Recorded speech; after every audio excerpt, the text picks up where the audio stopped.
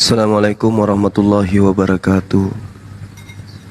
Waalaikumsalam Waalaikumsalam warahmatullahi wabarakatuh. Masya Allah, adindaku, adikku Nandar ada di sini. Mana kabar, Dek? Kabar baik. Akun saya hangus, jadi izin promosi Gerunda ya. Agus lagi. Allahu Akbar. Hangus, hangus apa? Bukan di Bennett. Kalau di Bennett kan biasanya 7 hari, sehari itu hangus akun pertama. Dibenci kali kita ini. Ya. Ini Gerunda, saya ini dulu ganti akun dulu ya. Kalau ini sudah aman 1.700, ada yang baru Iya, Dek. Iya, 1.090. siap. Nanti Bang Fadli izin naik pakai akun yang baru ya. Bentar ya. Siap bang, baik. Assalamualaikum. Waalaikumsalam warahmatullahi wabarakatuh. Bang Ibes mau naik. Bang Ibes naik sendiri, kan jadi moderator tau. Bisa menaikkan diri sendiri. Langsung terima aja sendiri di situ.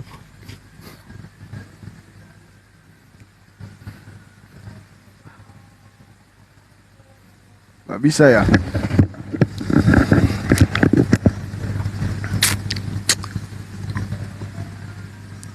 Assalamualaikum. Kak Ros. Waalaikumsalam warahmatullahi wabarakatuh, Abah. Ini Kak Ros. enggak gitu konsepnya. Mentang-mentang moderator bisa naikin diri sendiri, enggak gitu dong. Oh nggak bisa. Iya. Bagaimana kabarku? Bagaimana kabarku? Bagaimana kabarku hari ini? Bang Ibes kenapa noise terus bang? Iya, memang biasa. Ini. Oke. Udah enggak toh? Oh iya aman bang. Abang sambil ngecas kah bang? Iya. Oh mantap.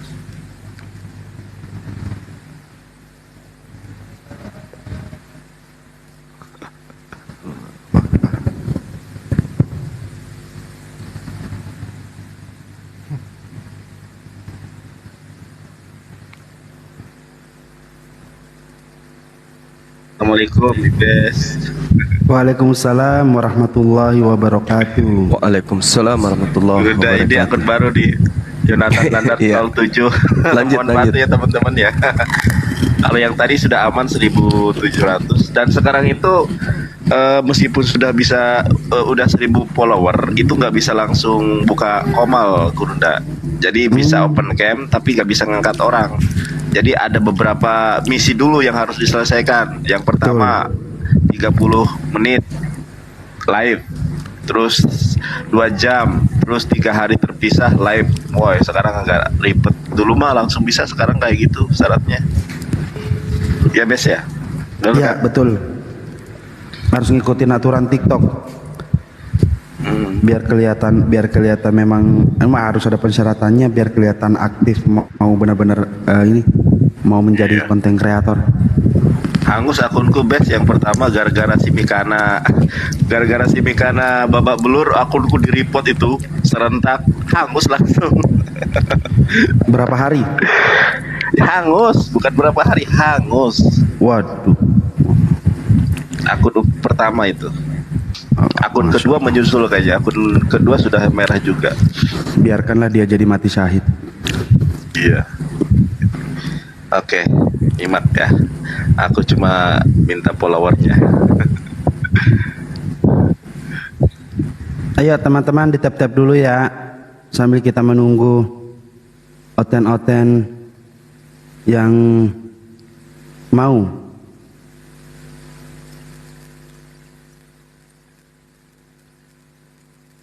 Sambil nunggu Oten yang belum follow aku ya, tolong ya, biar bisa ini. Yonatan 07, ada Yonatan Nandar 010. Tak buat berurut pokoknya. Yonatan Nandar 05, 02 hangus, 03 menyusul hangus.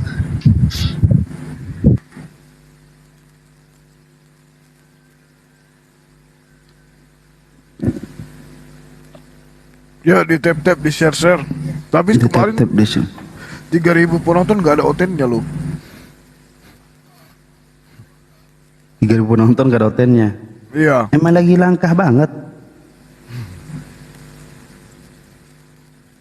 Apa kita perlu ngobrak-ngabrik lagi? Habis itu kembali ke rumah masing-masing.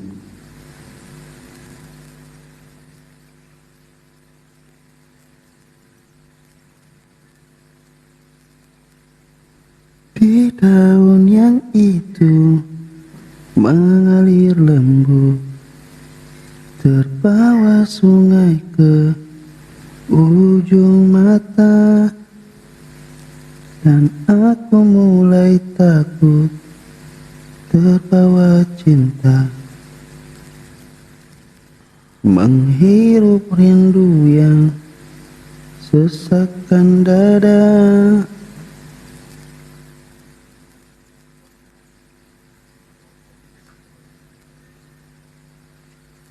Ya mungkin Bang Yonatan Nandar bisa berdoa dulu. Kami rindu dengar doanya. Kalau di room orang lain aku nggak bisa, sumpah.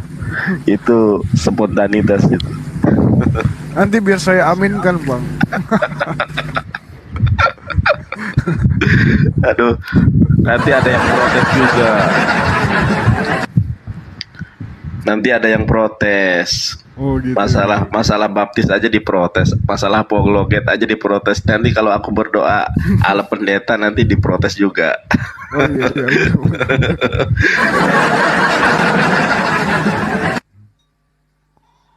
iya. Kalau boleh jujur ya, yang harusnya diprotes itu memang saya loh.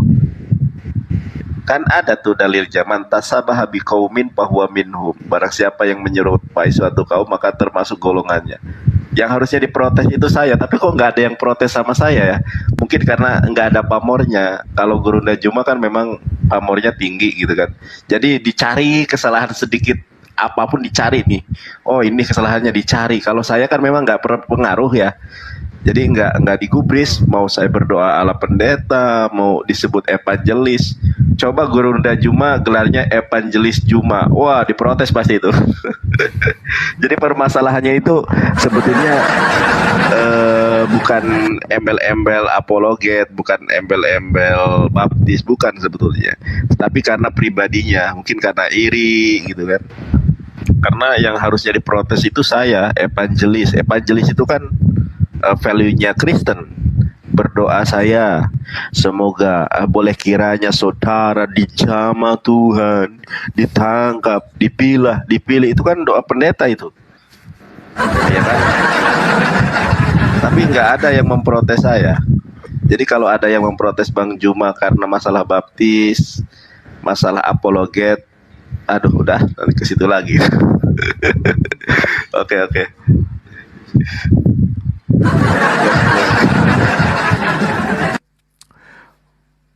Bagaimana Bang Suma?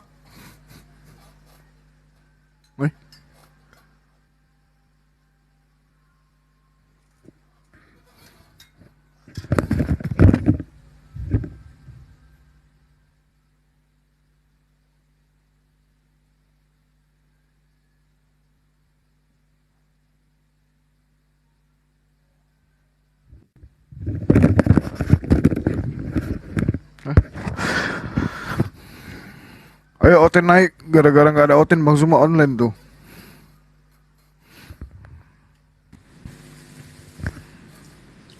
Oh, Ten.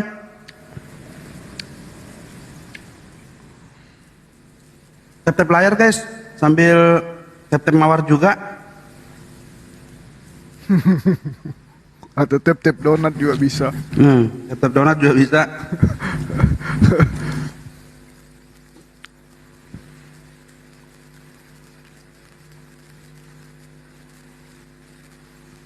Assalamualaikum semuanya. Waalaikumsalam warahmatullahi wabarakatuh. Saya sambil maaf.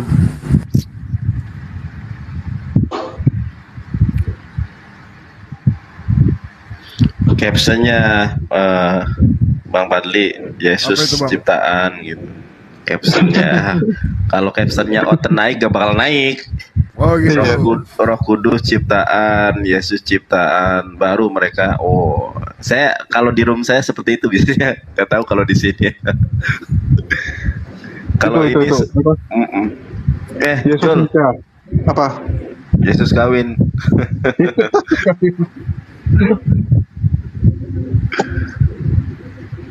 Apa? Kalau captionnya Oten naik, gak bakal naik mereka. Yesus ciptaan, Yesus misalnya. Ya terserah sih, kreasi sendiri. Itu si Goldian tuh kasihan tuh mau naik itu pasti.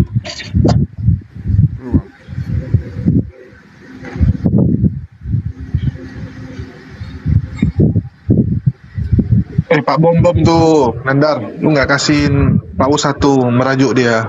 Iya. Bom kapok nih debat sama aku, Bom. Gimana bilangnya, Jul? Masa aku setengah jam di tempat Nandar dapat 3 paus sama permata dia. Enak kali si Nandar tuh. Jadi dia lucu dia. Jadi penonton muslim ngasih Nandar paus, dia yang komplain.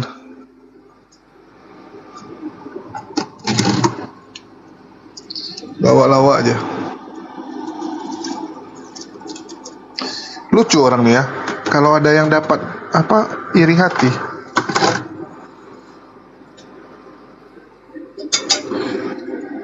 Padahal dia kalau minta sama lu harusnya lu kasih tuh.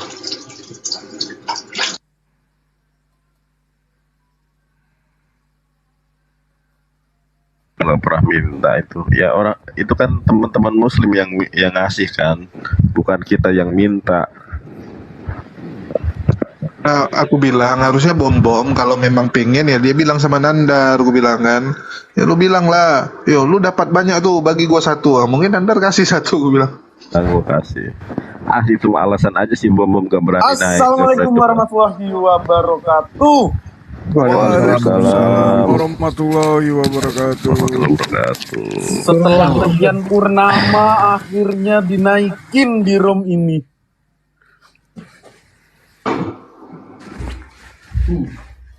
Aja deh kalian. Jarang lihat. Yuk. Yesus waktu bayi ngapain? Jogja hardang kali, kanda semua. Sama di sini juga hardang. Panasnya minta ampun. Emang pemanasan global sih.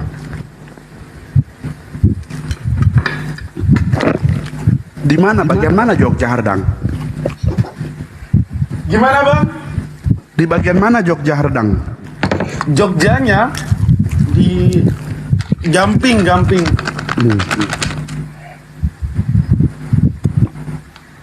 Ya, ini ada First Doctor. Selamat siang First Doctor. Ya, selamat siang. Kristen First atau Doctor. Islam?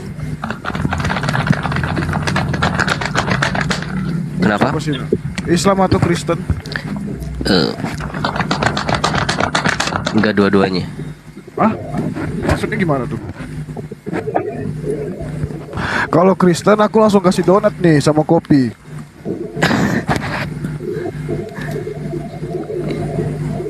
Enggak ini, enggak. Oh ateis bang, enak ini. Oh gitu. Bukan ini juga. ini ateis? Bukan juga. Agnostik. Iya. Ya. Agnostik. Tapi kadang Iya. Kristen itu nyamar loh. Kristen itu suka nyamar. Wah, Enggak apa-apa udah. Biar apa? Izin biar Boleh. kerja dulu, nanti saya nih. Agnostik ya Bang ya? Iya, Bang, salam kenal ya semuanya. Iya, salam kenal. Mau diskusi ya Bang ya?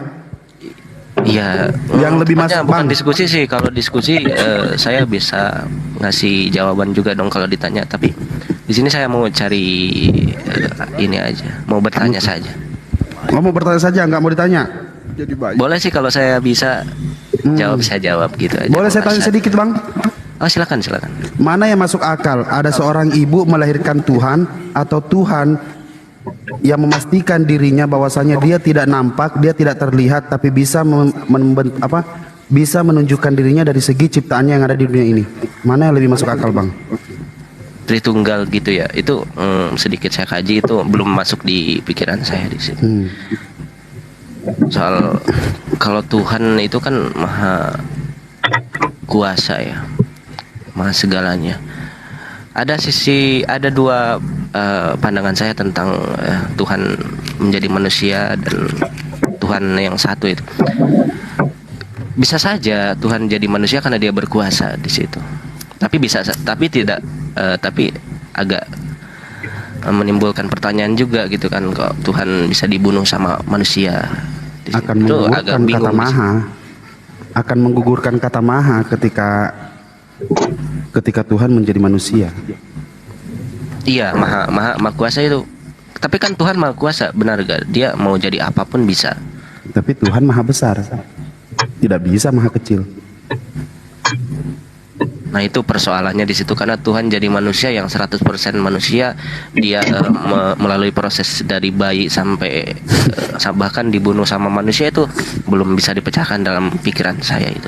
Tapi saya tidak mau menghujat itu, dan ya kita diskusi di situ supaya ada jalan tengahnya gitu. Kebetulan saya dari silakan. Nasrani. Bang, aku boleh masuk nggak, Bang? Bapak Akal, Dokter Akal. Ya, jadi gini, First Daughter. Enggak, Yang jadi gini. masalah, diam dulu Gol. Yang jadi masalah gini, First Daughter. Itu Tuhannya di perjanjian lama udah ngomong, ya. Tuhannya itu bukan manusia, dia udah ngomong, jadi nggak mungkin dia ingkari gitu. Memang Tuhan bisa jadi apa aja, cuman masalahnya nggak mungkin dia mengingkari apa yang udah diomongkan. Ya, kalau Tuhan bisa ingkar, itu udah bahaya loh. Jangan menyembah Tuhan yang bisa ingkar janji gitu. Contoh nih, si Goldian ngomong ya, saya tidak akan pernah makan nasi goreng gitu. Tiba-tiba dia makan nasi goreng, maka orang akan mencap Goldian ini nggak bisa dipegang omongannya. Hari ini ngomong A, besok ngomong B gitu. Jadi sesimpel itu aja, First Daughter. Kecuali di perjanjian lama, ya tidak ada dikatakan bahwa Allah itu tidak bisa dilihat. Allah itu bukanlah manusia gitu. Jadi dia udah ngomong, nggak mungkin dia ingkar. Sesimpel itu sih. Ya. Oke, lanjut. Karena mungkin Mungkin gini, Bang. oh iya, boleh silakan Bang. Bang agnostik, coba kita diskusinya biar enak, satukan pandangan terlebih dahulu ya. Agnostik kan kalau by definitif, soalnya banyak juga teman-teman yang mungkin salah memahami antara agnostik, ateis, ataupun antiteis. Nah, Bang, kalau dalam sudut pandang Abang secara definitif, memposisikan agnostik seperti apa yang Abang klaim? Secara bahasa agnostik, gnostos, dia itu tanpa pengetahuan tentang Tuhan. Kira-kira gitu. Nah, Abang itu yang seperti apa? Kita samain pandangan dulu lah. Oke, mungkin saya sedikit ceritakan pandangan saya tentang ketuhanan. Saya percaya bahwa adanya Tuhan di situ, bahkan sesuatu yang ada di bumi ini nggak bakalan ada gitu kan. Saya percaya ada zat yang maha kuasa di situ. Masalahnya di sini banyak sekali kan ketuhanan yang manusia sembah di situ. Kenapa nggak satu saja dan memfinalkan satu saja gitu? Kenapa masih ada perdebatan dan kok Tuhan saya ini yang benar, dan oh iya enggak, Tuhan saya yang ini.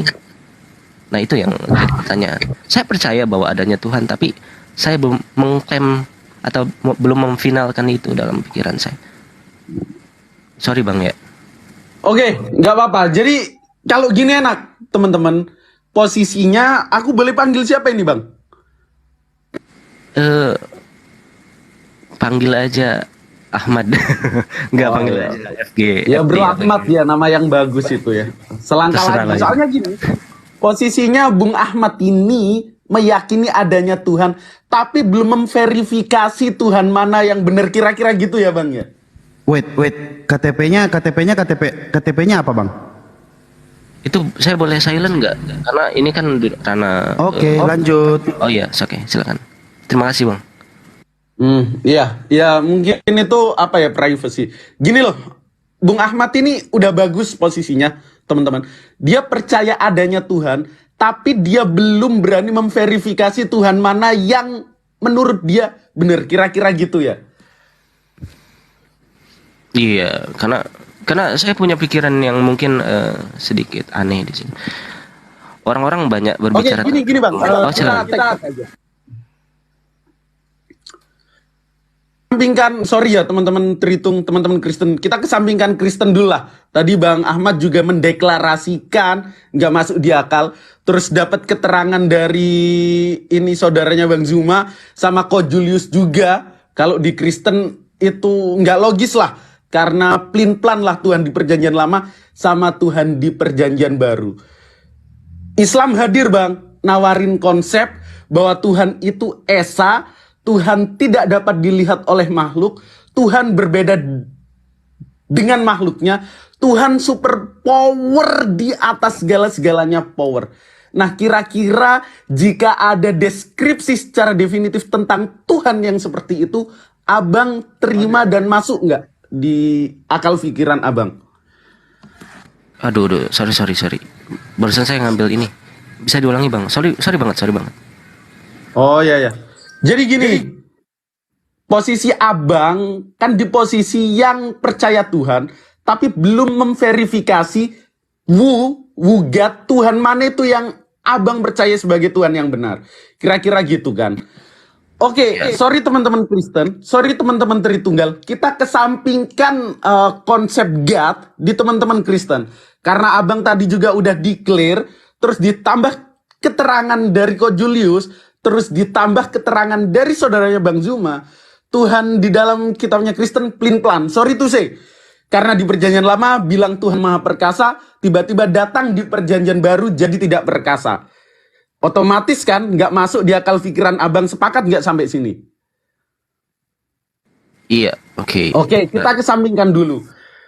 Karenanya Islam hadir Bang, ngasih tawaran konsep Tuhan kami seperti ini loh. Pertama, Tuhan itu esa. Tuhan berbeda dengan makhluknya. Tuhan Maha Perkasa, Maha Segala Maha, super power di atas segala-segalanya power. Kira-kira jika ada deskripsi Tuhan seperti itu, masuk nggak di akal pikiran Abang? Abang terima nggak? Iya, oke. Bisa. Oke, bisa. Oh, diterima ya sampai sini ya berarti ya? Iya, lanjut Bang. Oke. Jadi sedikit lagi nih sebenarnya Bang. Abang udah terima gambaran secara umum konsep Tuhan dalam pandangan Islam yang seperti itu. Lalu tinggal mengiyakan, memverifikasi bahwa Tuhan yang tadi kita deskripsikan, yang sangat super-super itu, punya utusan yang menuntun kita. Nah, namanya Nabi Muhammad. Itu satu titik menuju Islam dan selangkah lagi. Tuhan tadi udah nggak ada masalah. Lalu selanjutnya tentang utusannya ini yang kita sebut sebagai Prophet Muhammad atau Nabi Muhammad SAW. Bagaimana kira-kira tanggapan Abang? Kita diskusi aja. Utusan ya. Ini saya mau maaf di sini kan ada itu utusan itu kan kayak ya, Muhammad itu Isa itu di situ. Saya anggap itu sejarah ya. Saya anggap itu kayak seseorang bisa mengubah sejarah apapun gitu kan. Karena kita tidak di masa lalu itu. Mungkin masalah saya masih di Tuhan saja gitu. Kayak saya punya keinginan untuk melihat Tuhan dengan mata kepala sendiri yang bisa didengarkan. Gitu. Oke. Oke, kalau malan Bang, kalau Abang punya keinginan untuk melihat Tuhan, Bang Zuma silakan di karena jelas Bang. Tuhan yang super power itu tidak bisa dilihat, gitu loh Bang.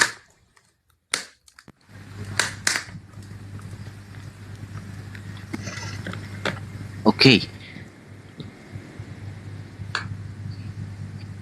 Tapi bagaimana nasib seseorang yang kan seseorang kan bisa, orang-orang kan bisa berpikir free thinker dan keinginannya tentang Tuhan di situ. Bagaimana kalau bentar memang Bang, aku potong, mungkin lanjut teman-teman yang lain dulu, aku ngambil makanan di bawah. Ya di sini ada Bang Zuma supaya Bang Zuma yang Tafadhol, Gurunda. Iya dek, Silakan, Bang. gimana kabar sehat? iya Bang, Iya, apa permasalahannya ini? agak ribet sih Bang, karena Iya, saya tuh meyakini bahwa Tuhan itu ada. siap. Bahkan saya memegang satu kepercayaan, dan itu saya taruh di satu tempat di dalam tubuh saya, di hati saya. Saya gak mau gubris itu sekarang, cuman saya lagi memverifikasi dari keterangan-keterangan dari Gurunda dan sebagainya di sini. Salahkah seseorang yang berfree thinker itu menginginkan keeksistensian Tuhan yang bisa dirasakan dengan hati, pikiran, bahkan mata? Iya. Terima kasih, Bang. Iya, jadi pada dasarnya kita manusia itu memang dicipta oleh Allah untuk memiliki kodrat bertuhan. Jadi ada pada diri kita sebagai manusia itu esensi yang Allah, yang Tuhan letakkan pada diri manusia, Adam dan keturunannya, yaitu insting bertuhan. Hanya saja yang perlu dipahami di sini adalah ketika Tuhan menciptakan manusia, Tuhan tidak menginginkan dan tidak mau kita itu menjadi yatim piatu, dicipta dan dibiarkan begitu saja. Melainkan Tuhan senantiasa memberikan kewenangan kepada kita manusia di atas muka bumi ini untuk menjadi khalifah, pemimpin. Namun sebagai pemimpin, kita diwajibkan kemudian untuk tunduk kepada aturan main.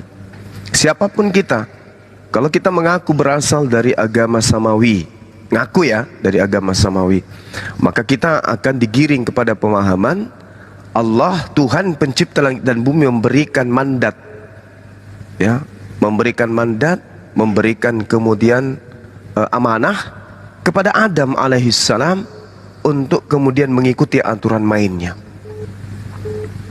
Sehingga di Islam orang-orang yang mengikuti petunjuk penciptanya itu mereka disebut ulaika ala hudam mir rabbihim wa ulaika humul muflihun. Mereka yang mendapat petunjuk dari Tuhannya, dan mereka itulah orang-orang yang beruntung. Jadi orang yang menerima dan mengakui tunduk beriman kepada aturan Tuhan disebut orang beriman, dan mereka adalah orang yang beruntung. Sebaliknya Allah menerangkan, innal ladina kafaru sawa'un 'alaihim a anzartahum am lan tunzirhum la yu'minun. Orang-orang kafir, orang yang menutup diri kemudian dari apa yang diperingatkan Allah, baik itu dari kitab-kitab terdahulu maupun kitab yang terakhir yaitu Al-Qur'anul Karim, menolak itu, maka Allah memberikan ganjaran kepada mereka. Khatamallahu ala qulubihim wa ala sam'ihim. Allah mengunci hati mereka dan pendengaran mereka, bahkan absarihim, penglihatan pun mereka ditutup, isyawah. Walahum azabun azim, dan kepada mereka Allah berikan azab yang sangat pedih. Nah, itulah yang kemudian menjadi hal yang membuat kita berlomba-lomba hari ini. Kristen berlomba kepada menuju keselamatan, Hindu, Buddha dan seterusnya, termasuk Islam berlomba kita. Sehingga pada poin ini kita manusia selalu mengatasnamakan diri, mengatasnamakan agama dan kepercayaan bahwa kita ini adalah orang beriman. Wa minan nasi may yaqulu amanna billahi wa bil yaumil akhir wa ma hum bimumin. Padahal kita bukanlah orang-orang yang beriman. Kita mengaku bertuhan, tapi kita tidak bertuhan. Kita mengaku kita punya agama, tapi agama kita itu sandarannya lemah. Wa minan nasi, dari kita manusia ini, kita berkata kepada diri sendiri, kita adalah orang beriman, orang bertuhan. Tapi sesungguhnya kita tidak bertuhan. Kita masih sibuk mencari. Kita mencari siapa yang menciptakan kita. Padahal kita lupa kita ini ciptaan. Kita ini ciptaan. Karena kita ciptaan, maka sejatinya kaidah yang harus kita tanamkan adalah mencari jalan menuju kepada keridaan pencipta kita. Apa itu? Sederhana. Apa yang diperintahkan? Agama mana yang banyak aturannya? Pasti di situ cenderung indikasi kebenaran itu diletakkan. Karena sebuah keyakinan, sebuah agama tanpa aturan main, maka percayalah, tidak mungkin sebuah lembaga, tidak mungkin sebuah sekolah, tidak mungkin sebuah yayasan mengumpulkan massa banyak tanpa ada aturan yang mengikat di dalamnya. Percaya sama saya, itu akan muncul kehancuran. Mohon maaf, saya mengutip pernyataan Yesus di dalam Matius 5 nomor 20. Jika hidup keberagamaanmu tidak lebih baik dari kehidupan ahli Taurat, dari kehidupan orang-orang Yahudi. Maka kata Allah, kata Yesus, engkau tidak akan masuk ke dalam surga. Gimana ceritanya? Islam, Kristen, Yahudi mengakui tataran yang ada di atas muka bumi diberikan oleh Allah adalah tataran yang mutlak absolut kebenarannya. Apa itu? Nabi Musa, Nabi Abraham, Nabi Musa, Nabi Daud, Salomo, bahkan Yesus itu sendiri diberikan kisi-kisi, diberikan kurikulum pengajaran, aturan Tuhan, kehendak Tuhan, keinginan Tuhan, hukum-hukum Tuhan. Tapi kata Yesus, seabrek aturan main ketetapan Tuhan yang menjadi sirat menuju keselamatan, kata beliau, kamu tidak akan masuk ke dalam surga apabila ajaranmu, apabila jalanmu tidak lebih baik daripada jalan ahli Taurat. Berarti kebenaran selanjutnya adalah kebenaran hakiki yang dimunculkan oleh sinar aturan-aturan yang bercahaya di atas muka bumi. Apa itu? Islam. Yukhadi'una Allah walladzina amanu wa ma yakhda'una illa anfusahum wa ma yash'urun. Banyak orang yang kemudian beriman tapi sebenarnya mereka tidak beriman. Banyak orang yang mengaku mereka adalah orang-orang yang saleh tapi sebenarnya mereka tidak saleh. Banyak mengaku mereka adalah anak-anak Tuhan padahal sesungguhnya mereka adalah anak-anak setan. Ini yang diterangkan. Mereka ingin menipu Allah, mereka ingin menipu orang beriman, tapi sesungguhnya mereka hanya menipu diri mereka sendiri. Nah, ini yang perlu saya terangkan kepada saudara-saudara. Cari agama di mana agama itu mengatur semua aspek kehidupan manusia. Ingat, manusia itu makhluk yang buas. Jangankan duit, aspal, beton, tembaga, baja bisa dimakan.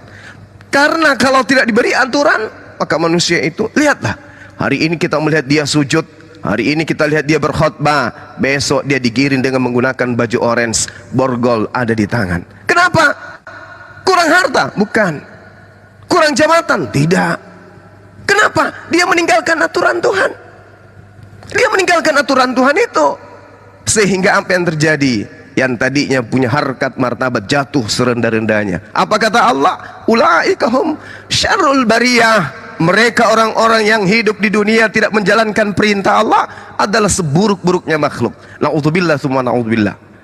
Ya, jadi saudara saya, silakan Anda bertuhan, tapi ingat, untuk menjadi seorang yang mendapatkan ijazah Universitas Indonesia, itu kudu wajib mendaftar di sana, mendapat legitimasi dari sana, secara legal menjalankan perintah-perintah sebagai mahasiswa. Kalau tidak, secerdas apapun Anda, sepintar apapun Anda tidak terdaftar di Universitas Indonesia.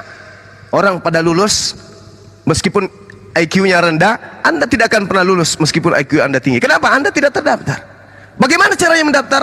La ilaha illallah Muhammad Rasulullah. Demikian sementara, silakan.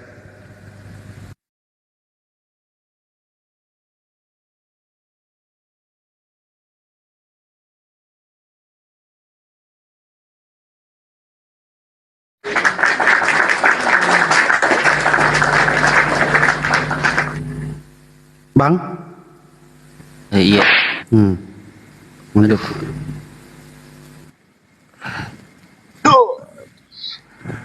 Gimana tanggapannya, Bang? Oke, itu agak masuk akal karena di sini gimana ya saya jawabnya?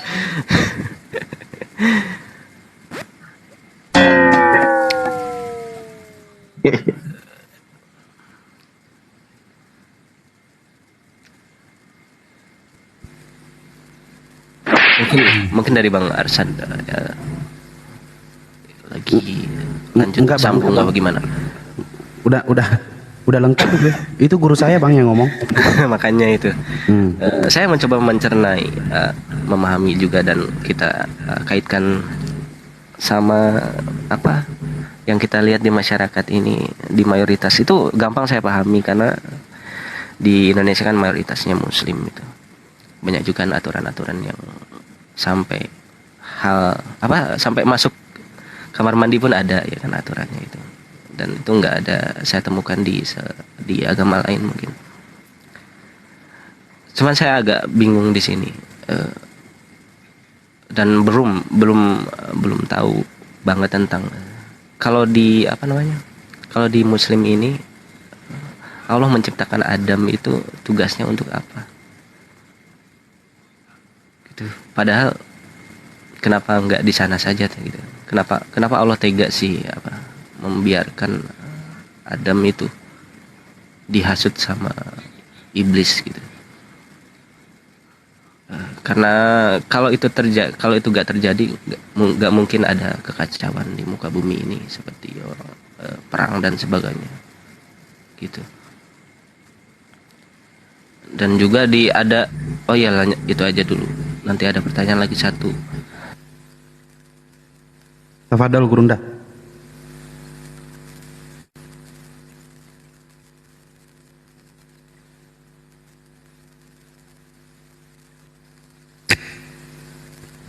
Sorry, termute ternyata, sorry. Lanjut.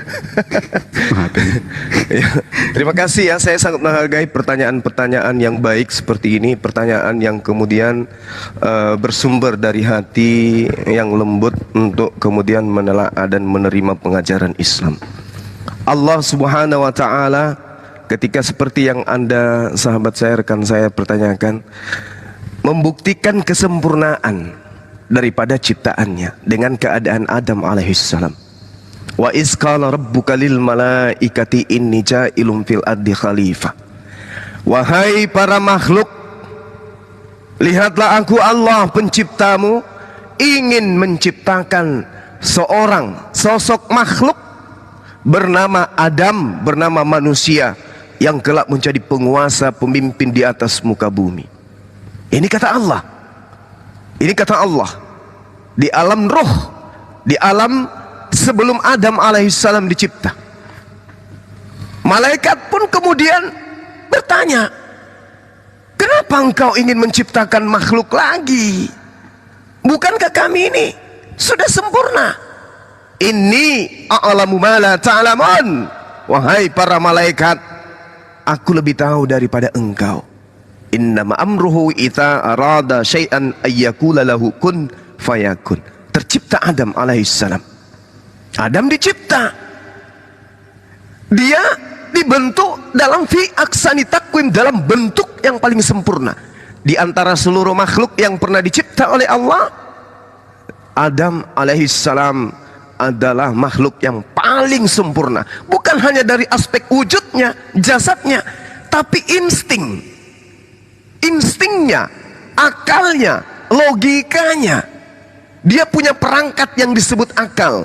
Malaikat bisa menghilang, malaikat kemudian bisa menerobos langit ke-7, langit ke-2, 3, 4 sampai ke bumi, bahkan sampai ke lapisan tanah. Tapi malaikat tidak memiliki yang disebut akal.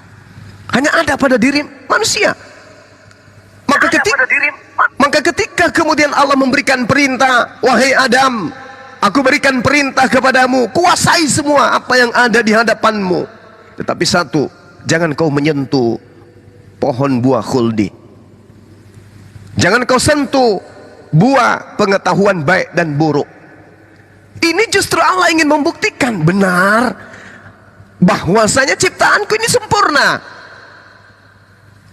Sehingga ketika kemudian Adam melanggar aturan itu, aturan yang datang kepadanya, ini cerminan bahwasanya ciptaan Allah begitu sempurna. Subhanallah. Malaikat diberikan bidadari, malaikat tidak bergeming. Malaikat kemudian diberikan kenikmatan jasmani, malaikat tidak bergeming. Begitu juga iblis. Iblis juga tidak bergeming. Tapi ketika Adam yang diberikan perintah sabrek aturan, ada sesi di mana dia bisa taat, ada sesi di mana dia bisa ingkar. Wa qulil haqqu min rabbikum faman syaa'a falyu'min wa man syaa'a falyakfur. Kebenaran itu telah aku tuangkan, kata Allah. Kebenaran itu semua aku sudah berikan, kata Allah. Barang siapa yang ingin beriman, silakan beriman. Barang siapa ingin kufur, silakan dia kufur. Lalu kemudian terkait Adam alaihissalam, Allah mengatakan apa? Fatalaqqa Adamu min rabbih kalimatin fataba alaihim. Lalu kemudian Adam bertaubat. Adam bertaubat. Ini cerminan kesempurnaan. Ketika kemudian Adam melakukan pelanggaran, Allah memberikan kalimat-kalimat kepada dia untuk bertaubat. Dia terima, dia mengaku bersalah. Fatalaqqa Adamu min rabbih kalimatin fataba alaih innahu huwat tawwabur rahim. Adam diterima taubatnya. Subhanallah. Jadi tidak ada dosa waris, nggak ada. Sudah diampuni dia. Kejadian 5 nomor 3 jelas sekali bagaimana Adam kemudian diberkati oleh Allah dan juga keturunannya. Nggak ada dosa. Ada dosa waris. Inilah cerminan bahwa Allah menciptakan manusia dengan bentuk yang sempurna, free will, bebas sesuai dengan kehendaknya. Makanya Allah menggariskan, wa qulil haqqu min rabbikum faman syaa falyu'min wa man syaa falyakfur. Anda ingin beriman? Tafadhal, please, silakan. Anda ingin kufur? Silakan. Ketika Anda ingin masuk menjadi mahasiswa Universitas Indonesia, maka Anda kudu wajib mengikuti aturan-aturan itu. Kalau tidak, ya sedikit Anda nilainya harus ada perbaikan, remedial. Tapi kalau tidak sama sekali, Anda tidak akan pernah bisa mendapatkan ijazah. Tempat Anda finnar khalidina fiha. Gimana Anda mau mendapatkan ijazah? Gimana Anda bisa mendapatkan sertifikat? Gimana Anda bisa mendapatkan piagam-piagam? Oh, Anda tidak terdaftar. Anda ingkar kepada universitas yang didirikan oleh Allah untuk menyelamatkan Anda mendapatkan sertifikat sebagai orang yang beriman. Anda tidak terdaftar di sana. Nah, permasalahannya sekarang adalah aku tidak mengenal Allah. Aku tidak ngerti Allah itu seperti apa. Allah menggariskan kepada orang yang beriman bahwasanya Allah menuangkan dirinya di dalam sebuah penggambaran. Apa kata Allah? Sanurihim ayatina fil afaq wa fi anfusihim hatta yatabayyana lahum annahul haqq. Ini penggambaran Allah. Kami akan memperlihatkan kepada manusia tanda-tanda keberadaan, kebesaran kami di segenap penjuru alam semesta dan pada diri mereka sendiri. Jadi Allah tidak perlu dicari. Kenapa pada diri kita itu Allah itu sudah memberikan, memperlihatkan tanda-tanda keberadaannya. Contoh, siapa kita yang kemudian bisa berbicara? Apa alat yang kita beli?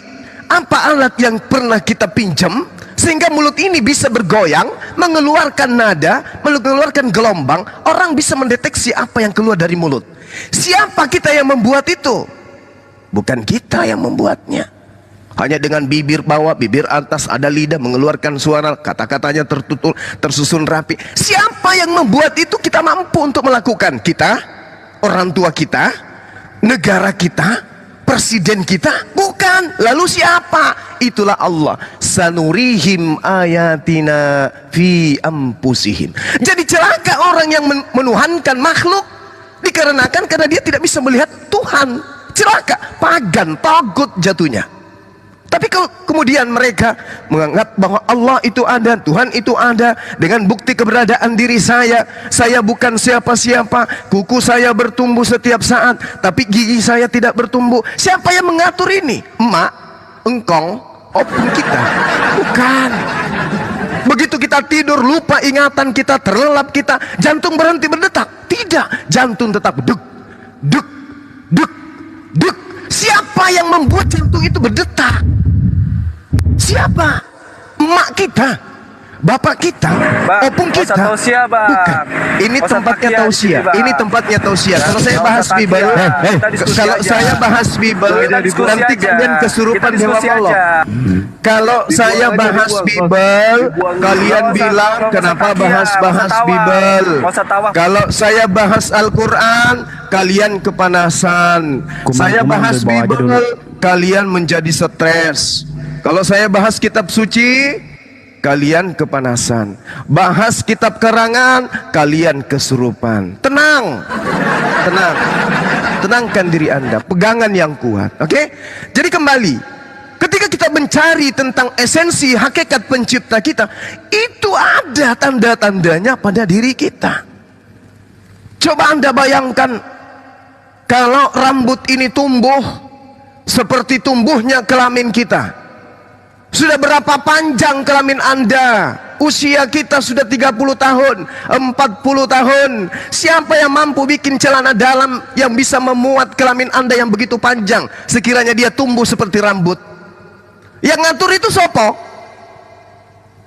Siapa yang mengatur itu? Inilah kata Allah, sanurihim ayatina fil afaqi wa fi anfusihim hatta yatabayyana lahum annahul haqqu. Awalam yakfi bi rabbika annahu ala kulli syai'in syahida.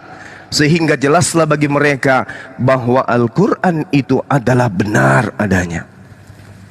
Lalu kemudian sedikit lagi ya bang, innal ladina yakhshawna rabbahum bil ghaibi. Sesungguhnya orang-orang yang takut kepada Tuhannya, meskipun Tuhannya itu tidak mereka lihat, lahum magfiratun wa ajrun kabir, maka mereka memperoleh ampunan dan pahala yang besar. Ini kaidah. Sesungguhnya orang-orang yang takut kepada Allah, meskipun mereka tidak melihat Allah, mereka memperoleh ampunan dan pahala yang besar. Ini Al-Quran yang menerangkan seperti itu. Innama tunziru man ittama'a dzikra wa khasyar rahmana bil ghaib fabashshirhu bi maghfiratin wa ajrin karim. Sesungguhnya engkau, wahai Bang Suma, wahai apologet Islam Indonesia, hanya memberi peringatan kepada orang-orang yang mau, yang ingin mengikuti peringatan dan takut kepada Tuhan yang Maha Pengasih, walaupun mereka tidak melihat Tuhan. Maka berilah mereka kabar gembira dengan ampunan dan pahala yang mulia. Ini kaidah di Islam bang. Makanya ketika kemudian Allah memberikan aturan, kami taat. Kenapa? Kami melihat Allah. Kenapa umat Islam itu bersaksi tiada Tuhan? Kami bersaksi tiada Tuhan selain Allah. Kenapa? Karena kami melihat. Bukan melihat wujud, tapi melihat keberadaan Allah. Selayaknya Anda mendengarkan suara saya di HP, Anda bersaksi Bang Suma itu ada, meskipun Anda tidak melihat saya. Tapi karena keberadaan saya terbukti dengan adanya suara saya keluar dari HP, meskipun HP itu bukan saya, tetapi Anda meyakini Bang Suma itu ada. Begitulah umat Islam memahami Allah Azza wa Jalla. Tapi kalau pagan tidak, Tuhan mereka tidak percaya sebelum Tuhan keluar dari vagina, mohon maaf. Mereka tidak percaya Tuhan sebelum Tuhannya datang netek. Mereka tidak percaya Tuhan. Itulah yang dikatakan syarrul bariyah, makhluk seburuk-buruknya makhluk. Mereka ingin Tuhan itu jatuh menjadi makhluk, baru mereka percaya bahwa Tuhan mereka itu ada.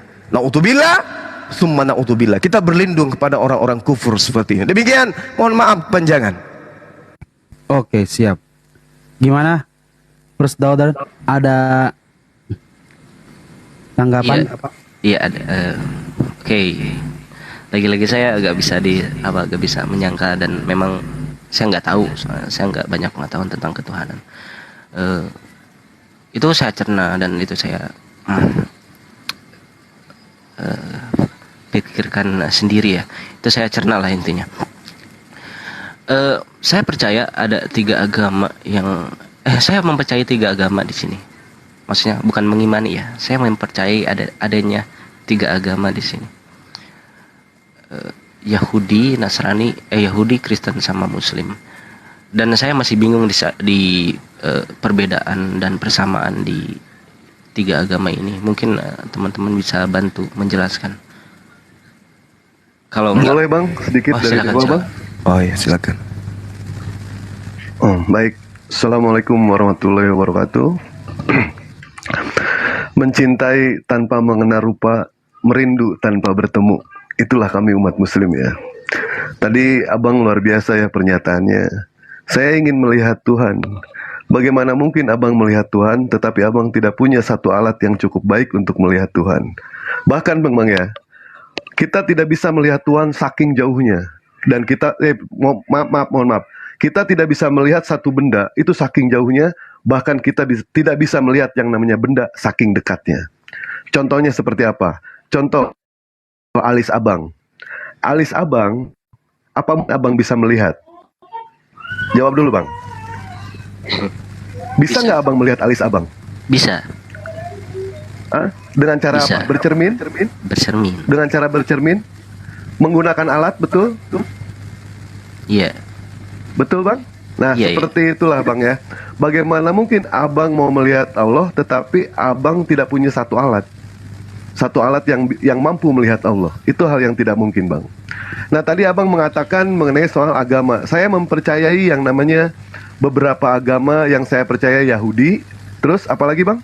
Muslim. Satu lagi apa? Muslim sama Kristen, karena yang saya tahu Kristen sama Yahudi beda ini, walaupun satu kitab ya bang. Benar nggak? Baik, boleh, baik. Siap, saya jelaskan bang.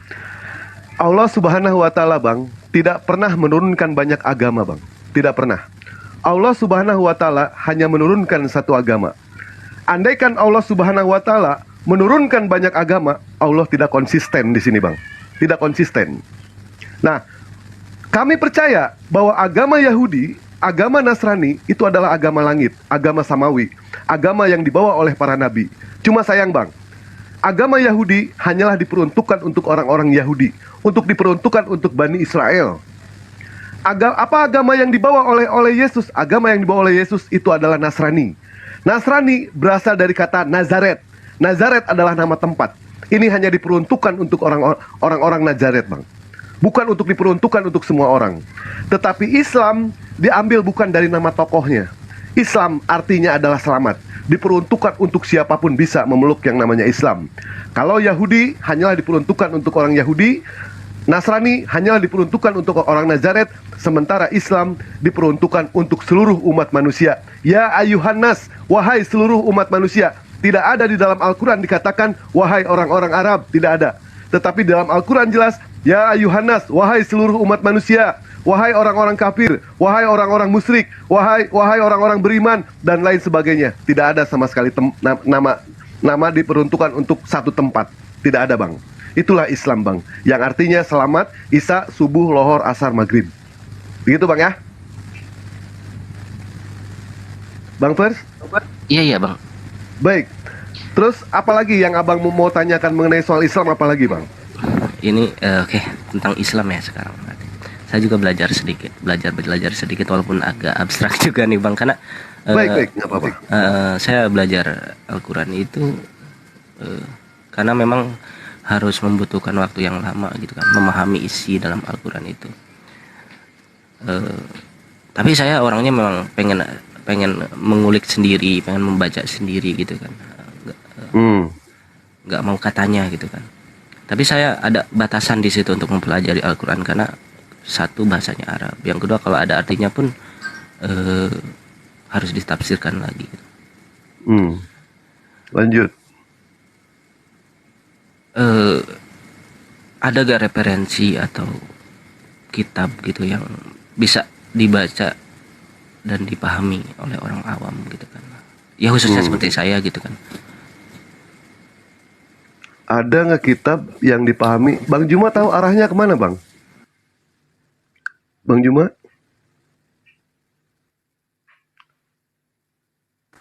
Ini teman-teman bantu follow aku juga ya di ini baru main TikTok ini, nanti saya Bang Juma bisa di open mic-nya bang.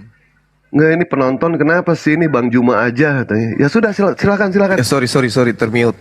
Ini bingung Lanjut. ya orang. Nggak, pertanyaannya arahnya itu bang. Apakah ada Apakah ada satu kitab suci yang mudah dipahami oleh semua orang? Begitu Ya. pertanyaannya. Al-Quran. Al-Quran tidak ada lagi. iya, saya baca Al-Quran itu kan mungkin ada satu surat yang nggak harus ditafsirkan gitu kan, kalau nggak salah surat Al-Ikhlas ya, karena di situ terang banget ya bahwa Tuhan itu satu, Dia yang Maha Esa. Cuman untuk memahami ayat-ayat yang lain itu perlu Iya. tafsir ya bang ya. Ya, jadi gini, saudara Firdaus, Al-Quran itu dari sejak lepas dari Allah diwahyukan kepada malaikat Jibril, Roh Kudus, sampai kepada baginda Rasulullah Muhammad SAW, itu semua bersanad, harus punya mata rantai. Jadi kalau saudara saya ingin belajar Quran harus punya guru, Tidak bisa belajar sendiri. Karena itu kaidah di Islam itu begitu. Harus punya guru belajar Quran. Tidak bisa belajar sendiri-sendiri. Karena kenapa? Al-Quran itu luas. Al-Quran itu luas. Sedangkan Allah Subhanahu wa ta'ala menerangkan bagaimana kemudian ketika Allah mengutus baginda Rasulullah Muhammad sallallahu alaihi wasallam untuk mengabarkan Al-Qur'anul Karim kepada seluruh umat manusia. Bil bayyinati waz zubur wa anzalna ilaika dzikr litubayyana lin-nasi ma nuzzila ilaihim wa la'allahum yatafakkarun. Jadi Rasulullah Muhammad sallallahu alaihi wasallam diberikan tugas oleh Allah untuk kemudian menjelaskan isi Al-Qur'an itu kepada seluruh umat manusia. Jadi ketika ada manusia ingin belajar Quran, maka kudu wajib hukumnya berdasar kepada apa yang diajarkan oleh guru yang bersanad. Maksudnya guru bersanad itu dari seorang ulama yang paham tentang apa yang kita ingin pertanyakan. Jadi bukan belajar sendiri. Karena cakupan Al-Quran itu sangat luas. Cakupan daripada isi ayat-ayat Al-Quran itu sangat luas. Nah, yang pertama yang harus didalami adalah tentang tauhid. Mentuhankan Allah, menyembah Tuhan yang satu, tidak dua, dan seterusnya. Nah, ini yang harus dipahamkan. Nah, ketika saudara bertanya, mana yang harus saya ikutin? Yahudi, Nasrani, atau Islam? Semua agama ini seperti yang diterangkan oleh Bang Dewa, itu betul. Agama yang datang kepada Nabi Musa alaihissalam, tapi diperuntukkan hanya untuk Bani Israel. Ulangan 33 nomor 4. Itu hanya untuk mereka. Al-A'raf ayat 144 dan ayat 145. Teguhkanlah ini, hukum Taurat ini wahai Nabi Musa, dan teguhkan kepada hati batin setiap umatmu, Bani Israel. Yeremia 31 sampai 36. Meneguhkan hukum Taurat kepada batin setiap Bani Israel. Lalu kemudian Nabi Isa alaihissalam, ya Bani Israel, inni rasulullahi ilaikum, aku adalah utusan Allah untuk kalian Bani Israel. Matius 15 nomor 24, aku diutus hanya kepada domba yang hilang dari umat Israel. Tapi ketika berbicara mengenai baginda Rasulullah Muhammad sallallahu alaihi wasallam, beliau datang kemudian memanggil para ahli kitab. Yahudi dan Nasrani dipanggil oleh Rasulullah melalui perintah Allah, melalui Rasulullah. Ya ahlal kitab, qad ja'akum rasuluna yubayyinu lakum katsiran mimma kuntum tuhfuna minal kitab wa ya'funa an katsir. Qad ja'akum minallah nuru wa kitabum mubin. Wahai ahli kitab, sungguh Rasul kami Nabi Muhammad sallallahu alaihi wasallam telah datang kepadamu, menjelaskan kepadamu banyak hal dari isi kitab kalian yang kalian sembunyikan, dan banyak yang dibiarkannya. Sungguh telah datang kepadamu cahaya dari Allah dan kitab yang menjelaskan. Lalu kemudian Allah menyeru Bani Israel, para ahli kitab, yahdi bihillah manittaba'a ridwanan subulan salam.